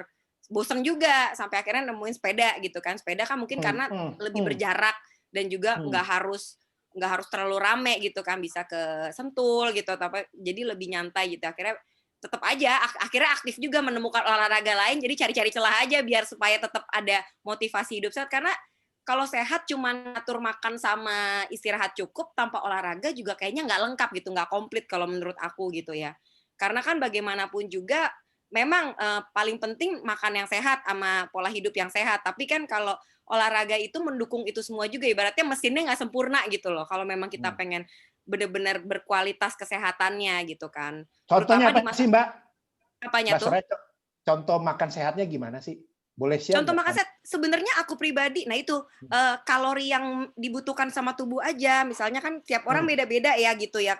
Sebenarnya nggak harus sih ke nutritionist yang memang, kecuali memang badannya ada masalah gitu, atau memang ada penyakit, atau memang obesitas atau gimana, mungkin emang lebih ke baiknya ahli gizi gitu kan untuk ngatur pola makan gitu kan. Cuman untuk badan yang sebenarnya berat badannya berlebih sedikit doang, sebenarnya bisa ngatur makan ya kalori yang masuk sesuai dengan apa aktivitas yang dilakukan gitu loh jadinya. Kayak aku maksudnya bukan berarti kata orang, oh kurus banget, pasti nggak makan nasi ya. Sebenarnya nasi itu butuh banget juga gitu. Cuma mungkin lauknya, jadi jangan yang terlalu yang berminyak berlebih gitu kan. Ya kan sekarang kan bisa misalkan banyak pilihan minyak yang lebih sehat, misalnya kalau mau numis atau apa. Sebenarnya mengganti jadi yang lebih baik lah gitu. Terus juga gula, nggak harus kita makan cake terus tiap hari, atau misalnya yang udah tahu kan memang itu nggak baik gitu kan. Jadi bisa ganti dengan yang rendah, maksudnya gulanya pemanisnya yang lebih nggak yang benar-benar banyak gitu loh. Atau mungkin bisa mengganti juga dengan yang nggak pakai gula, tapi maksudnya yang lebih alami gitu dari rasa buahnya sendiri gitu kan. Lebih yang gluten free atau apa. Jadi sebenarnya banyak pilihan, dan sekarang makanan sehat kan banyak banget di mana-mana. Kita juga bisa lihat cara bikinnya juga di YouTube atau apa. Jadi seperti itu sih. Sebenarnya mau apa enggak aja mengganti lifestyle kita menjadi lebih baik gitu. Karena kan sebenarnya itu jadi menurut aku tuh kesehatan itu tabungan yang sangat berharga ya. Jadi kita investasi sesuatu yang memang baik buat badan kita daripada kita investasi sesuatu buat di rumah sakit gitu nantinya gitu kan. Kalau udah sakit baru panik gitu kan. Wah, harus diet, harus itu gitu kan. Sebelum itu terjadi lebih baik kita investasi sesuatu yang memang masih bisa kita usahakan di badan kita gitu. Gitu Nah, sih. Mbak Soraya, kata orang ya, untuk pola makan sehat, baru untuk membangun minat kita olahraga, itu kan perlu adanya dukungan keluarga. Nah, di beberapa kesempatan saya selalu lihat Mbak Soraya sering mengajak pasangan untuk olahraga bersama. Ya, boleh dong kasih tips bagaimana caranya nih supaya ya kadang-kadang gini kan, ayo kita olahraga, malas kamu aja deh. Nah, jadi kita jangan malas juga gitu kan, gitu. Gimana caranya? Nah, tips caranya, buat kita supaya olahraga bisa sama-sama nih atau bisa dengan keluarga gitu. Karena menurut aku motivasi untuk hidup sehat itu memang akan lebih baik sama nggak cuma buat kita sendiri ya. Memang dimulai dari diri sendiri gitu kan pastinya gitu kan. Kita mulai, kita kan pasti akan menginspirasi dong, terutama mungkin yang paling dekat sama kita lah, pasangan kita gitu kan ya. Jadi akan lebih baik juga banyak quality time juga enak kan gitu kan. Apalagi pandemi gini kan banyak orang kerja di rumah gitu kan. Sebenarnya masih bisa diatur lah kapan pekerjaan yang bisa dilakukan dengan diselingi sama kegiatan bersama. Jadi dan kegiatan bersama kan banyak berkurang. Kita nggak bisa banyak liburan di luar gitu kan karena memang kondisinya seperti ini. Akan lebih baik quality time sama keluarga untuk meningkatkan keharmonisan juga gitu kan. Ya bisa olahraga bareng. Entah ya mungkin kalau tapi nggak harus kita dengan level yang sama ya. Misalnya kayak kebetulan memang suami dari dulu suka olahraga, jadi sama aku jadi banyak quality time, tips sepedaan bareng sambil lihat-lihat situasi yang baru gitu kan, misalnya ke mana gitu, misalkan jalan-jalan ke Bogor sambil sepeda gitu kan. Terus jadi meningkatkan keharmonisan juga gitu kan. Terus juga lari bareng gitu. Dan otomatis kan kita sebagai orang tua kan bisa mencontohkan itu ke anak-anak kita juga gitu kan, nantinya jadi kayak apa ya namanya, panutan lah buat anak-anak kita. Jadi kalau memang pasangannya males ya mendingan gini aja, kita jalan-jalan yuk gitu. Tapi bukan memaksakan sesuatu, karena kan sesuatu kan nggak bisa dipaksain ya. Kita memang harus ngajaknya tuh ya memang yang ikut aja dulu gitu kan, sambil lihat-lihat gitu kan. Jadi biar mereka happy dulu, karena olahraga tuh sesuatu yang fun, bukan sesuatu yang mematikan gitu. Jadi kan orang kan suka ada, aduh males keringetan gitu kan atau apa. Ya karena memang ya dibikin fun dulu sampai dia udah nyaman, baru kita mulai berproses gitu sih intinya. Oke, kita tahan dulu Mbak Soraya. Nanti kita bicara lagi. Iya. Saya mau ke Dr. M. Yunir. Jadi dia bilang kalau mengelola diabetes itu kan harus didukung oleh keluarga juga. Jadi saling mengontrol lah, menjalankan kalau istilahnya ABC ya dok ya. Jadi ABC itu kan katanya A1C hemoglobin, periksa gula darah, B-nya itu blood pressure, periksa tekanan darah, C-nya itu kolesterol, periksa kadar kolesterol. Nah, saya mau tanya ke dokter, gimana tanggapan dari dokter mengenai 3 langkah sederhana ini? Dan sebagai langkah mencegah dan mengontrol diabetes khususnya di masa pandemi. Silakan dok. Ya, jadi karena masa pandemi ini kan banyak keterbatasan. Nah, jadi untuk pengelolaannya mau nggak mau sebenarnya mengikuti arahan yang sebelumnya sudah diberikan. Kalau dibilang awalnya kan biasanya di waktu diskusi ketemu konsultasi dengan dokter biasanya disarankan, oh Bapak sebaiknya makan 1.500 kalori atau 1.900 tergantung dari aktivitasnya. Nah, untuk melihat apakah saran dari dokter itu bagus, cocok atau tidak, harus ada monitoringnya. Nah, sebenarnya untuk orang diabetes ini agak sedikit beruntung karena ada alat-alat monitoring yang bisa dilakukan sendiri di rumah. Namanya pemeriksaan gula darah mandiri dengan yang namanya glukometer. Nah, dengan pemeriksaan itu, paling tidak dia setiap hari atau kalau dalam keadaan mengkhawatirkan, dia periksa gula darahnya, dia bisa mencapai target yang disarankan enggak. Kayak beri, gula darah puasa sebaiknya sebelum makan tidak boleh lebih dari 130. Nah, setelah makan tidak boleh lebih dari 200. Nah, kalau itu tercapai selama dia di rumah, tidak usah konsultasi, yang penting obatnya benar, terus makanannya terjaga, exercise-nya terjaga, kadar gula darah yang selalu bagus akan menyebabkan kadar HbA1c-nya menjadi terkontrol. HbA1c ini merupakan kadar gula darah rata-rata yang terikot selama 4 bulan. Jadi karena pemeriksaan ini sesuai dengan umur sel darah merah. Jadi kalau HbA1c-nya umpamanya 7, target kita 7.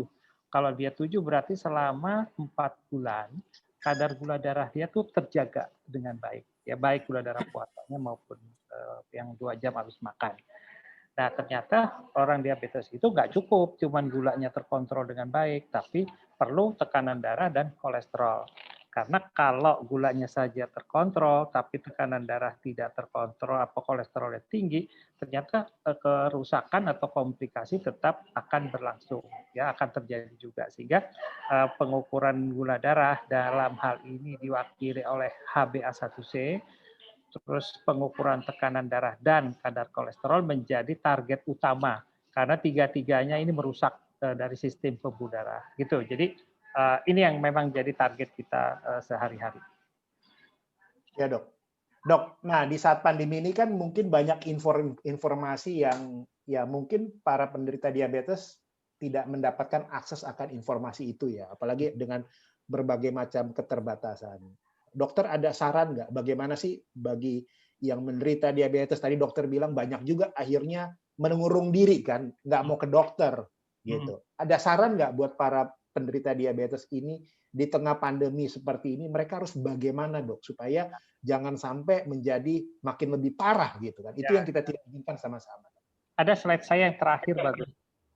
Jadi sebagai ini kondisi saat ini ya selama pandemi selama beberapa bulan ini hal-hal perubahan drastis yang terjadi pada pasien diabetes. Satu, stresnya tinggi ya. Ini karena bingung tadi saya sudah sampaikan.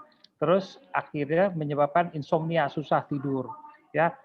Mungkin aktivitas menjadi berubah, banyak nonton TV, benar programnya bagus, dia ikutin terus sampai tengah malam. Ya kadang-kadang sampai tengah malam, lewat tengah malam itu masih matanya masih on ngelihat televisi atau lihat film. Terus dengan kondisi di dalam rumah, ya mungkin rumahnya tergantung. Kalau rumahnya ukurannya selapangan bola, mungkin dia bisa lari ya. Tetapi kan kalau rumahnya terbatas, artinya dia kita bilang maju mundur ya gang senggol, ke dapur ke ruang tamu, ke dapur ke ruang tamu. Akhirnya nyenggol sana nyenggol sini, belok ke kulkas. Nah di kulkas dibukalah bolak-balik ngapain, ada apa, iseng masak ya, masak terus bikin kue dan sebagainya. Nah itu yang terjadi. Terus akhirnya perubahan pola makan. Yang biasanya kalau lagi kerja kan kita serius makan pagi selesai, terus duduk kerja sampai jam 12 baru lapar makan. Nah selama di rumah kan jam kerjanya kita kan on off ya. Kalau lagi rapat, ya kita jam rapat jam 8 sampai jam 9 nunggu ngapain sampai jam 11. Nah 1 jam berikutnya ngapain? Nah kalau yang punya hobi di rumah mungkin bisa utak-utik hobi menanam pohon, kayak lihat ikan dan sebagainya, itu bisa ngelupain. Tapi yang enggak punya, yang rumahnya gang senggol, ya artinya nyenggol lagi ke sana lagi. Oke. Terus satu lagi obat. Ya, beberapa kan tadi saya bilang obatnya ternyata habis.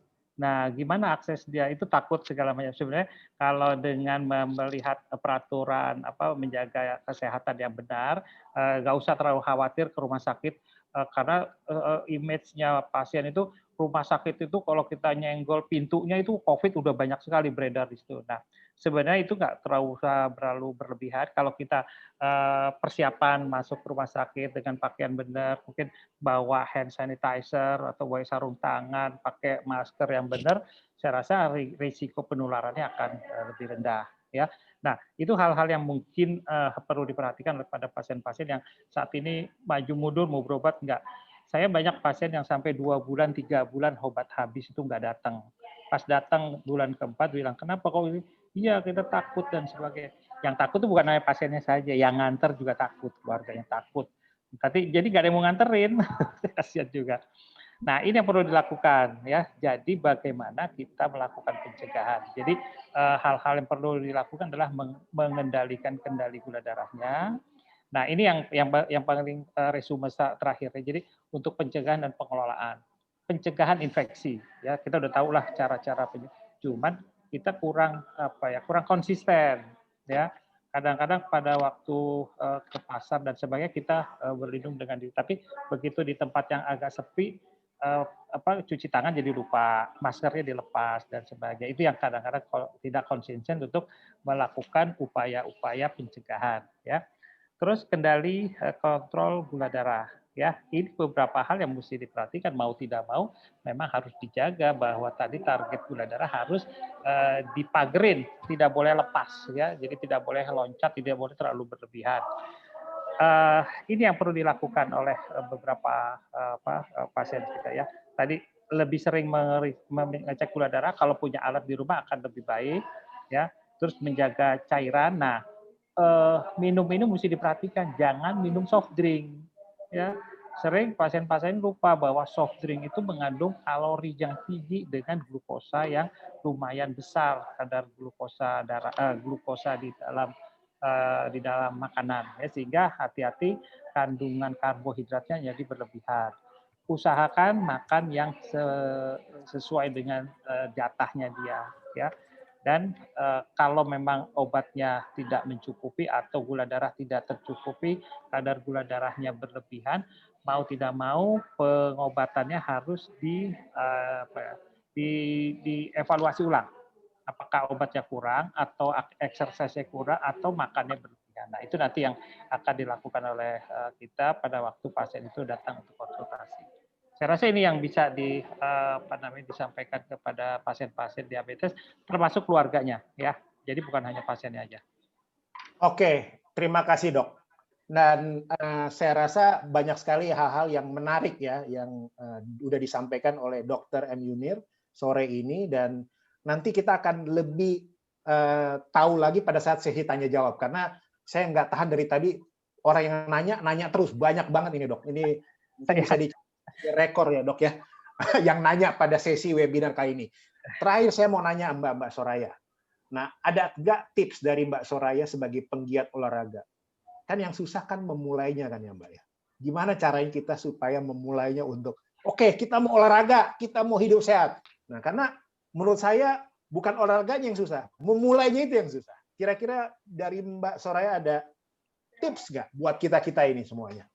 Harus punya goal sih. Kalau olahraga tuh harus punya goal ya. Maksudnya nggak bisa cuma sekedar ikut-ikutan ya. Kadang-kadang yang ikut-ikutan tuh biasanya nggak konsisten gitu kan. Karena olahraga tuh setahu aku tuh nggak bisain cuma sekali-sekali gitu.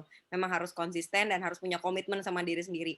Goalnya masing-masing orang beda-beda ya gitu. Kayak waktu itu saya kan akhirnya jadi disiplin, olahraga konsisten, punya komitmen karena waktu itu targetnya ada goal maraton. Nah, atau enggak goal pengen misalnya sehat karena apa, bisa jadi kayak gitu. Atau bisa juga sebenarnya yang paling mudah untuk ngelihat situasi seperti sekarang ini, goal karena sakit itu mahal ya menurut saya. Nah, sakit itu mahal, jadi lebih baik kita mengusahakan sesuatu yang kita sekarang masih punya, yang misalnya kita masih sehat nih dalam kondisi sehat walafiat, tidak ada penyakit apapun, ataupun bebas dari virus COVID. Ya kita menghargai itu, kita mencintai apa yang kita punya gitu loh. Mensyukuri apa yang kita punya ya itu, jadi kita memulai itu. Untuk menjaga kan harus ada ikhtiar ya, harus ada usaha gitu kan. Ya salah satunya ya dengan menerapkan pola hidup sehat yang memang nggak bisa dibangun dalam semalam, harus benar-benar kita ngelakuin itu tuh, jadiin itu sesuatu yang memang udah jadi gaya hidup hari-hari gitu. Karena kan kalau kita nggak mulai sekarang ya kapan lagi juga ya, kalau misalnya nunggu sakit akan lebih susah dan akan lebih repot, terlalu banyak hal yang akan dikorbankan gitu. Sedangkan kalau kita mulai lagi dari sehat seperti sekarang ini, akan lebih mudah, dan kita juga kan sebagai mungkin orang tua gitu kan, atau mungkin kita punya orang tua, kalau kita bisa menginspirasi orang-orang sekeliling kita untuk hidup lebih sehat kan lebih baik gitu kan. Dan kayak saya sih lebih memotivasi pengen hidup lebih panjang, walaupun itu takdir ya kalau memang nggak banyak, untuk anak-anak saya juga gitu. Jadi mereka termotivasi, oh hidup saya tuh kayak gini karena orang tua saya seperti ini gitu kan, dan terbiasa untuk makan sehat, rutinitas yang sehat, dan otomatis jadi juga kita positif dalam berpikir, dalam bergerak. Itu sih jadi harus punya goal sih intinya kalau pengen hidup sehat. Jadi nggak bisa cuman karena ngelihat si A, B, C kayaknya kok lebih bagus ya badannya, lebih langsing gitu, atau mungkin keren ya, nggak bisa kayak gitu sih. Lebih ke goal buat memang mensyukuri apa yang kita punya, karena kalau kita udah nggak punya, baru deh ngerasa kenapa nggak dari dulu. Nah gitu sih intinya. Oke, terima kasih Mbak Soraya. Jadi saya ucapkan terima kasih buat para narasumber, Dr. M. Yunir, Mbak Soraya, Mas Randy. Pembicaraan kita sore ini benar-benar sangat menarik dan banyak memberikan insight buat kita ke depannya bagaimana. Jadi sebelum kita memasuki sesi tanya jawab yang begitu banyak pertanyaannya, saya kembali mau mengajak para peserta Bapak Ibu untuk memanfaatkan pandemi sekarang ini sebagai kesempatan untuk kita lebih bijak dalam menghadapi bagaimana untuk hidup sehat dan lebih bijak menghadapi masa depan. Tentunya salah satunya dengan cara reboot your life atau menata ulang kembali hidup kita. Saat kita menjaga kesehatan dan memastikan yang tadi dia bilang nutrisi. Jadi kita perlu nutrisi juga. Ya tidak boleh berlebihan, harus cukup, tetapi yang tepat untuk tubuh kita. Saatnya juga kita memulai untuk berolahraga seperti tadi Mbak Soraya bilang. Jadi harus olahraga rutin. Minimal aktivitas fisik sederhana lah secara teratur. Walaupun tadi ya mau kemana-mana mentok-mentok lagi ya dok ya, karena tempatnya terbatas. Ya paling enggak usaha itu menghindari kita dari risiko terkena diabetes. Dan melakukan bersama keluarga tentunya akan menjadi kegiatan yang sangat menyenangkan. Dan terakhir saat kita juga mengatur prioritas dalam hidup kita untuk masa depan, jangan lupa kita harus periksa juga keuangan kita. Cek kembali proteksi yang Anda miliki, pastikan juga itu sesuai dengan kebutuhan dan kemampuan kita. Jika sebagian penghasilan kita masih bisa disisakan, tidak salahnya kita juga melengkapi proteksi untuk menjaga ketenangan hati kita dan pikiran, terutama di saat pandemik seperti ini. Sun Life Indonesia akan selalu hadir menemani Bapak Ibu sekalian, membantu keluarga Indonesia untuk meraih kemapanan finansial dan menjalani hidup yang lebih sehat. Demikian sesi diskusi saya bersama dengan para narasumber. Berikan aplaus buat para narasumber dan saya kembalikan kepada Mas Anto untuk agenda berikutnya. Silakan Mas Anto.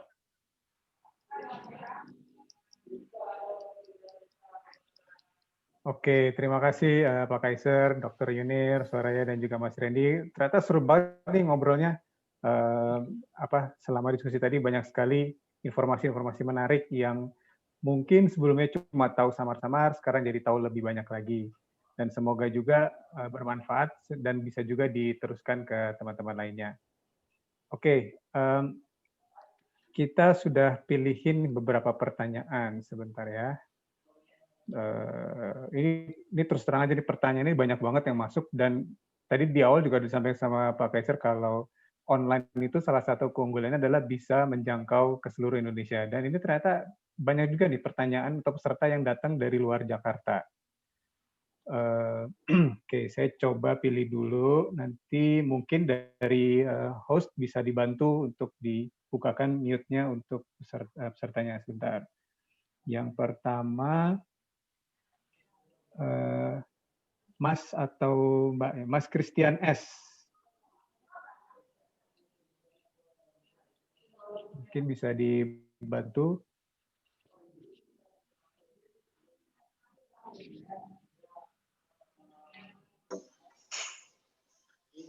Sore, Mas Christian. Sore, Dok. Ini Mas Christian di Surabaya ya? Iya, betul. Oke, silakan Mas Christian disampaikan pertanyaannya. Saya mau bertanya, Dok ya. Kalau mau bertanya ke dokter ini masalah yang pertama, berapa lama saya harus tidak makan sebelum tes darah glukosa puasa? Terus yang kedua, mengapa gula darah saya tinggi di pagi hari ya? Saya ini ada penyakit gula, Dok. Setiap saya tes, kadang saya tuh tingginya kok kadang pagi hari gitu loh. Dan yang gula darah normal 1 jam setelah makan. Dan yang terakhir, apakah penyakit gula itu bisa diturunkan ke anak-anak saya? Dan stres itu bisa meningkatkan kadar gula darah enggak, Dok ya? Itu aja. Makasih. Oke, silakan dokter ini langsung dijawab aja. Ya, terima kasih pertanyaannya. Jadi menarik. Ini yang dia bilang gula darah puasa itu kapan ya? Jadi yang dimaksud pemeriksaan gula darah puasa itu adalah sebenarnya bukan benar-benar puasa, adalah pemeriksaan gula darah yang diperiksa pada saat sebelum makan pagi. Ya, jadi bangun tidur jangan makan dulu. Kalau mau ke laboratorium ya dalam keadaan sebelum makan pagi sudah ada di laboratorium. Atau kalau cuma pakai alat periksa gula darah sendiri, silakan. Biasa makan pagi jam 7, ya jam 7 kurang seperempat diperiksa gula darahnya untuk mendapatkan gula darah yang sebelum makan atau ya kita sebut sebagai gula darah puasa. Nah, kalau gula darah yang tinggi hanya gula darah puasa, di dalam tubuh kita pengaturan gula itu ada dua ya. Gula darah yang timbul atau naik pada saat kita tidak makan, di mana gula itu berasal dari produksi dari hati ya. Jadi kalau kita tidur atau kita puasa, kadar gula darah kita tidak segera anjlok karena ada cadangan di dalam hati kita untuk mensuplai untuk menjaga keseimbangan gula darah di dalam tubuh kita. Nah, kalau orang diabetes kemampuan produksi gula dari hati itu terlalu berlebihan karena tidak ada yang menekan atau tidak ada yang mengendalikan akibat kadar insulin dalam darahnya turun. Sehingga kalau setiap periksa gula darah puasanya selalu tinggi, berarti harus dipilihkan obat yang bisa menekan produksi gula dari hati. Nah, gula yang kedua adalah gula yang berasal dari makanan. Nah, ini yang tadi pengaruh dari diet. Kalau umpamanya dia dinyatakan makannya cuma 500 kalori untuk makan pagi, ternyata dia makannya banyak, berlebihan, artinya setelah makan gula darahnya akan tinggi. Ya, dalam waktu periode penyerapan makanan itu berlangsung sekitar 2 jam lebih. Ya, jadi periode itu gula darahnya akan naik pelan-pelan sampai melewati batas orang normal, biasanya lebih dari 200. Nah, pengelolaannya nanti akan beda. Kalau gula darah puasanya yang tinggi, obatnya beda. Kalau gula darah yang naik setelah makan, itu akan dipilihkan obat yang berbeda juga. Jadi ada dua mekanisme yang perlu dimengerti kalau kita periksa gula tingginya yang puasa atau yang gula darah puasa atau 2 jam habis makan yang tinggi. Kalau dua-duanya tinggi, artinya kondisi diabetesnya sudah lebih parah. Ya, jadi ada yang produksi hatinya tinggi, tetapi begitu dia masuk makanan juga tambah tinggi lagi. Ya, jadi artinya mesti dua-duanya dipilihkan obat yang bisa bekerja mengatasi kedua seperti ini. Dalam keadaan stres, ada hormon stres yang akan meningkat yang akan menghambat kerja insulin. Sehingga dalam keadaan orang yang stres terus-terusan, artinya kadar gula darahnya akan terus tinggi karena kadar insulinnya menjadi lebih rendah dan kualitas insulinnya menjadi lebih turun sehingga kadar gula darahnya menjadi sulit untuk dikendalikan. Terus akan menurun ke anak? Ya, kalau bapak ibunya diabetes tipe 2, ya itu ada faktor keturunan di mana gennya orang tua itu akan turun ke anaknya, terutama gen-gen yang berkaitan dengan produksi untuk menghasilkan insulin dari sel beta pankreas atau gen yang mengatur insulin. Pokoknya insulinnya akan berubah pada orang-orang yang keturunan diabetes. Itu. Jadi hati-hati untuk anak yang orang tuanya diabetes, jaga fisiknya, berat badannya usahakan jangan sampai gebuk, dilatih untuk melakukan exercise seperti Mbak Soraya bilang, bahwa olahraga menjadi kebutuhan, bukan hanya sekedar iseng-iseng. Jadi seperti kita minum, kalau sehari kita nggak olahraga, sepertinya kita kehausan. Nah, itu perlu ditanamkan pada anak-anak yang mempunyai risiko untuk menjadi diabetes. Itu aja Pak Kaisar. Oke, thank you Dok penjelasannya. Semoga menjawab ya jawaban penjelasan dari dokter ini. Dan ini sebenarnya juga ada beberapa pertanyaan terkait yang menanyakan mengenai diabetes yang menurun ke anak. Jadi buat teman-teman yang menanyakan hal yang sama juga semoga tadi penjelasan dari dokter Yunir bisa menjawab. Oke, berikutnya saya akan panggilkan lagi. Ini kalau saya baca sebenarnya bisa dijawab oleh dua orang nih, bisa dijawab oleh Dokter Yunir dan bisa juga dijawab oleh Mbak Soraya. Untuk host boleh tolong dibantu ini Mbak atau Mas Cirta Cartani. Cirta Cartani, selamat sore.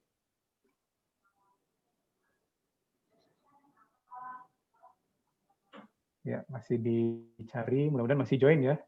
Karena tadi kayak sempat juga kelihatan namanya. Oh, hostnya boleh tolong dibantu, masih di mute katanya sebentar. Halo, selamat sore. Oke, sore. Sore.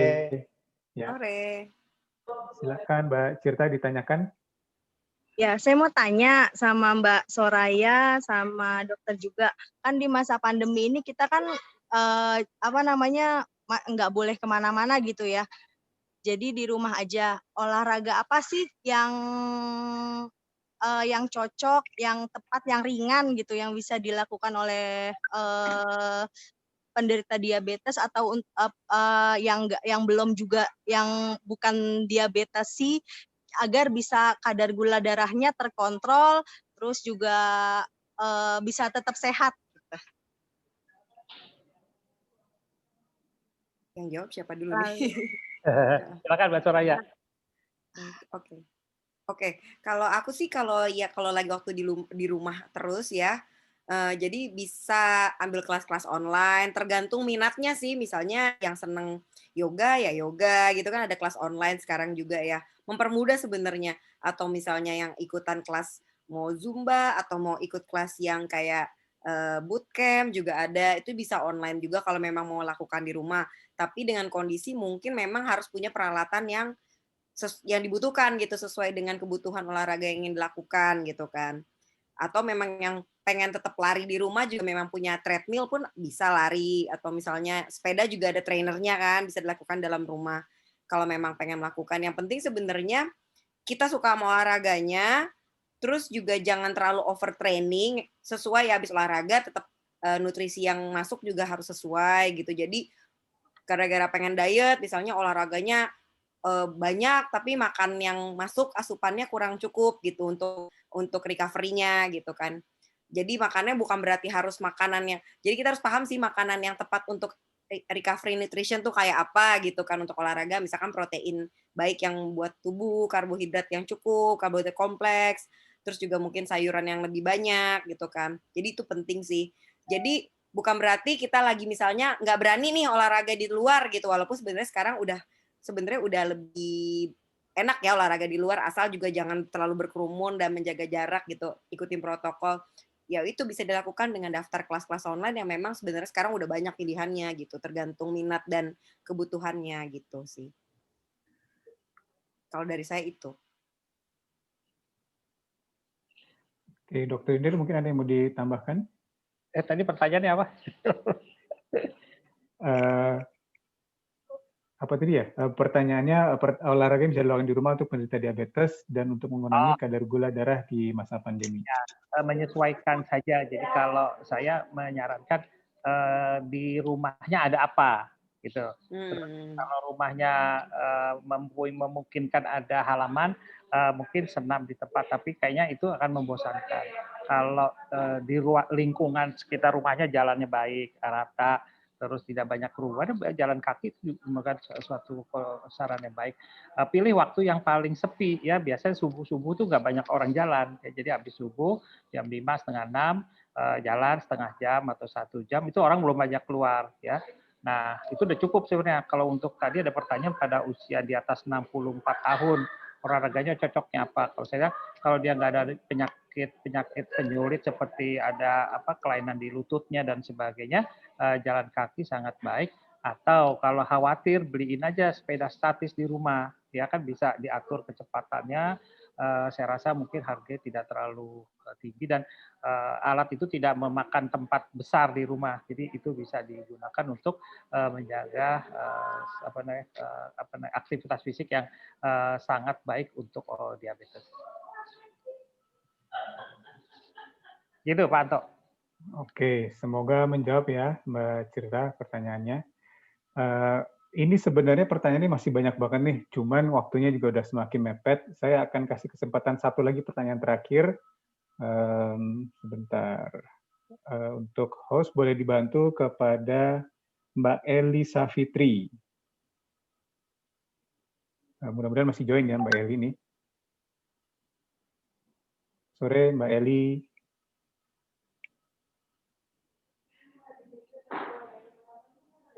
Oke, masih menunggu.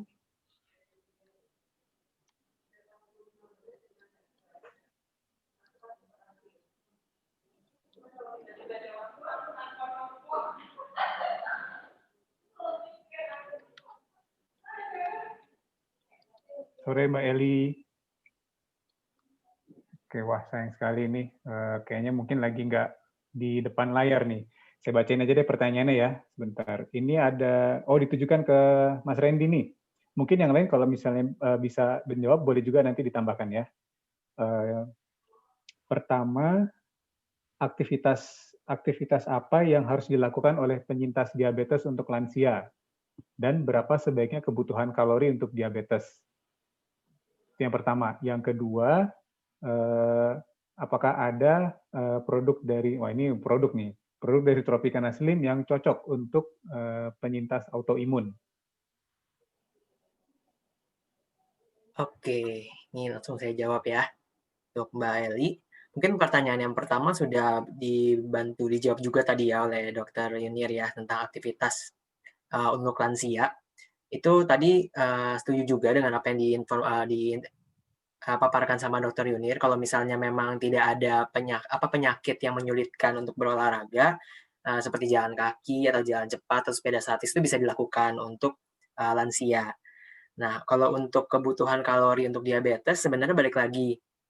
Kalau untuk kebutuhan kalori yang exact per orang itu kan pasti akan beda-beda juga karena tergantung dengan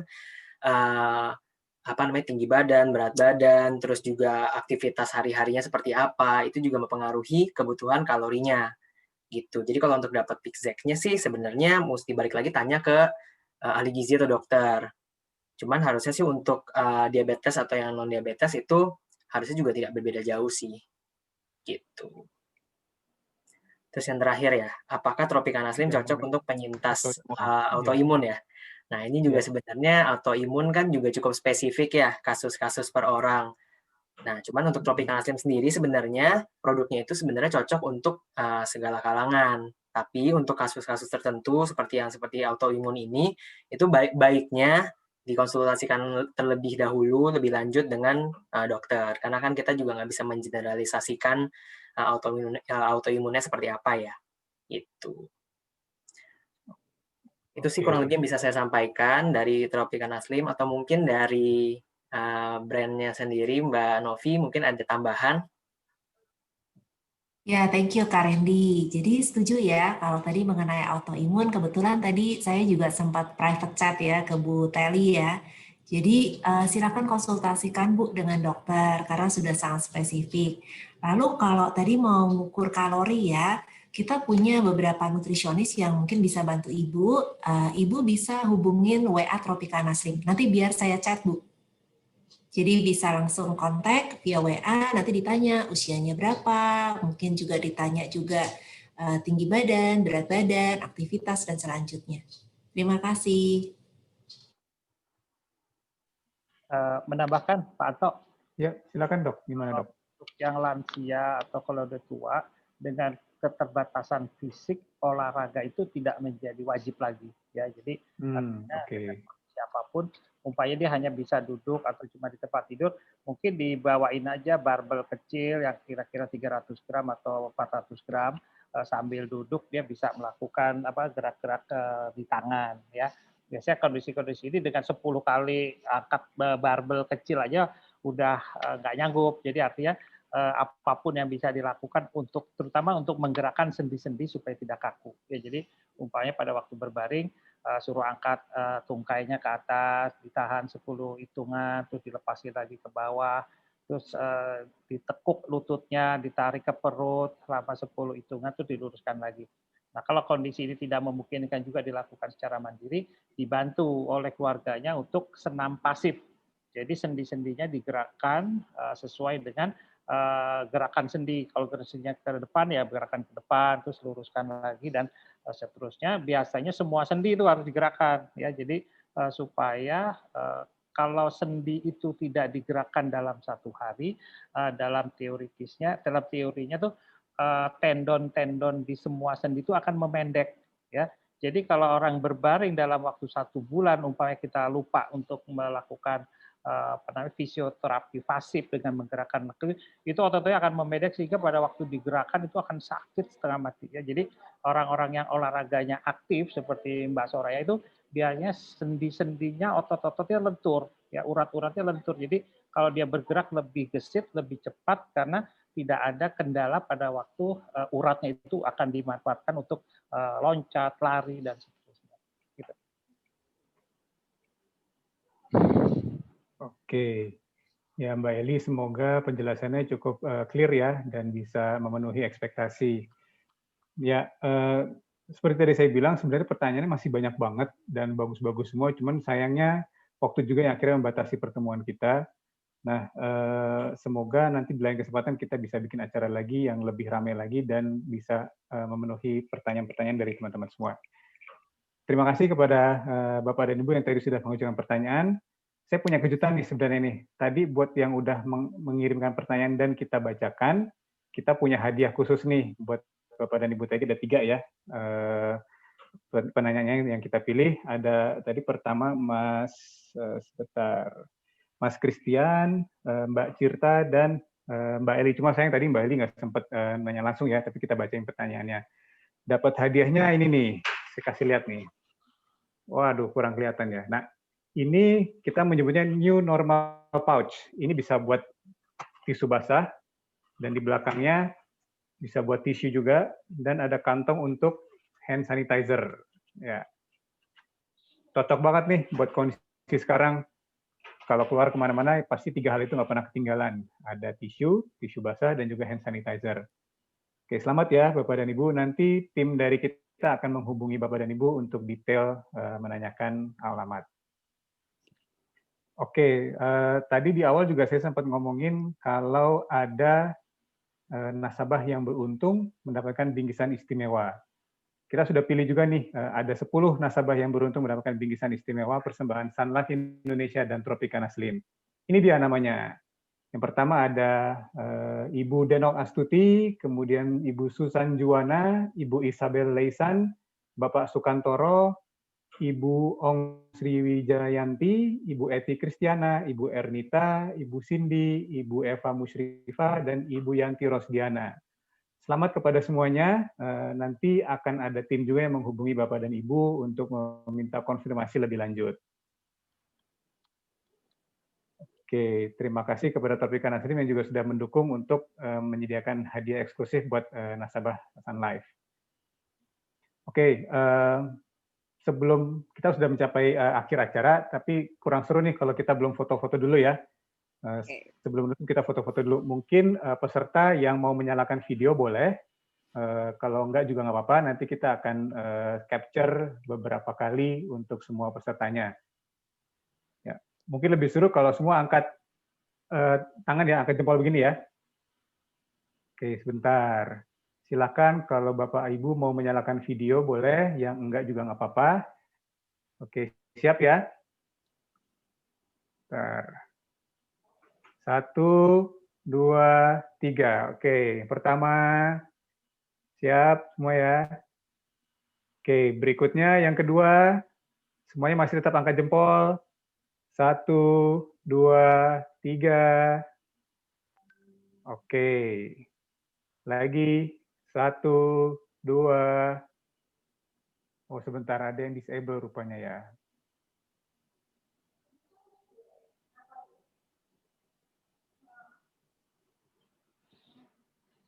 Oke, sudah ya. Siap. 1, 2, 3. Sekali lagi. 1, 2, 3. Dan terakhir. Ya. 1, 2, 3. Oke, mudah-mudahan sudah semua ya tercapture. Berikutnya, saya mau ngingatin lagi nih sebelum menutup acara, saya coba merangkum hasil diskusi kita hari ini. Yang pertama, diabetes jelas merupakan penyakit penyerta yang berisiko tinggi terhadap orang-orang yang sudah terpapar COVID-19. Untuk itu, kita perlu tahu nih bagaimana cara yang tepat untuk mencegah dan mengelola diabetes selama pandemi. Salah satu cara yang mudah adalah dengan mengontrol diabetes dengan menjalankan 3 langkah mudah.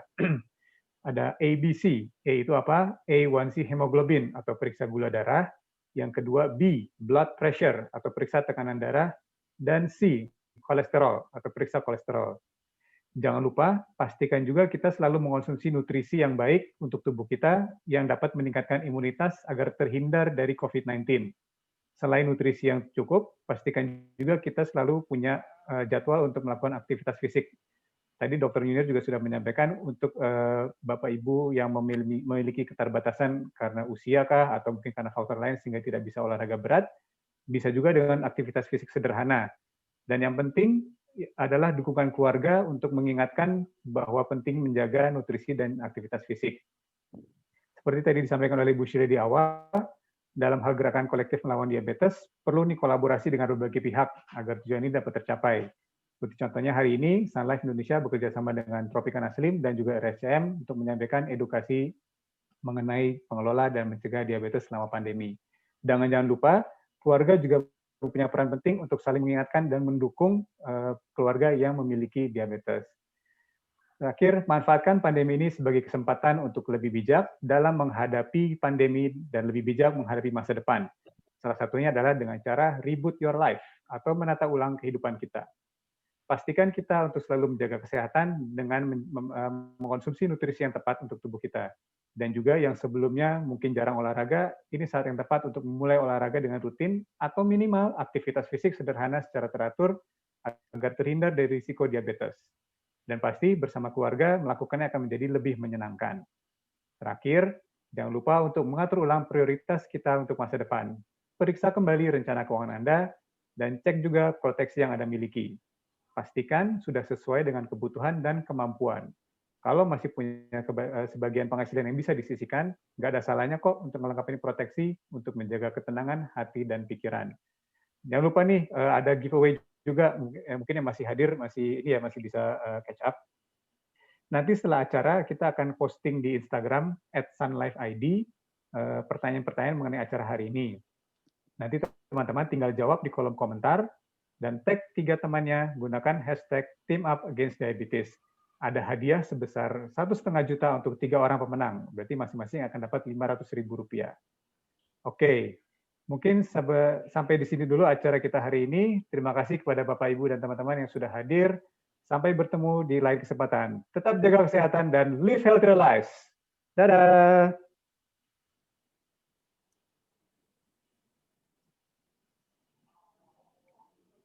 Yuk, terima kasih Pak Anto dan teman-teman.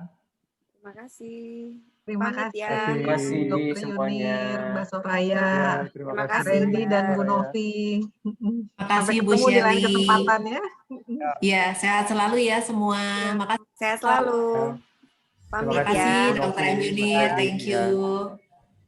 Thank you. Sampai jumpa.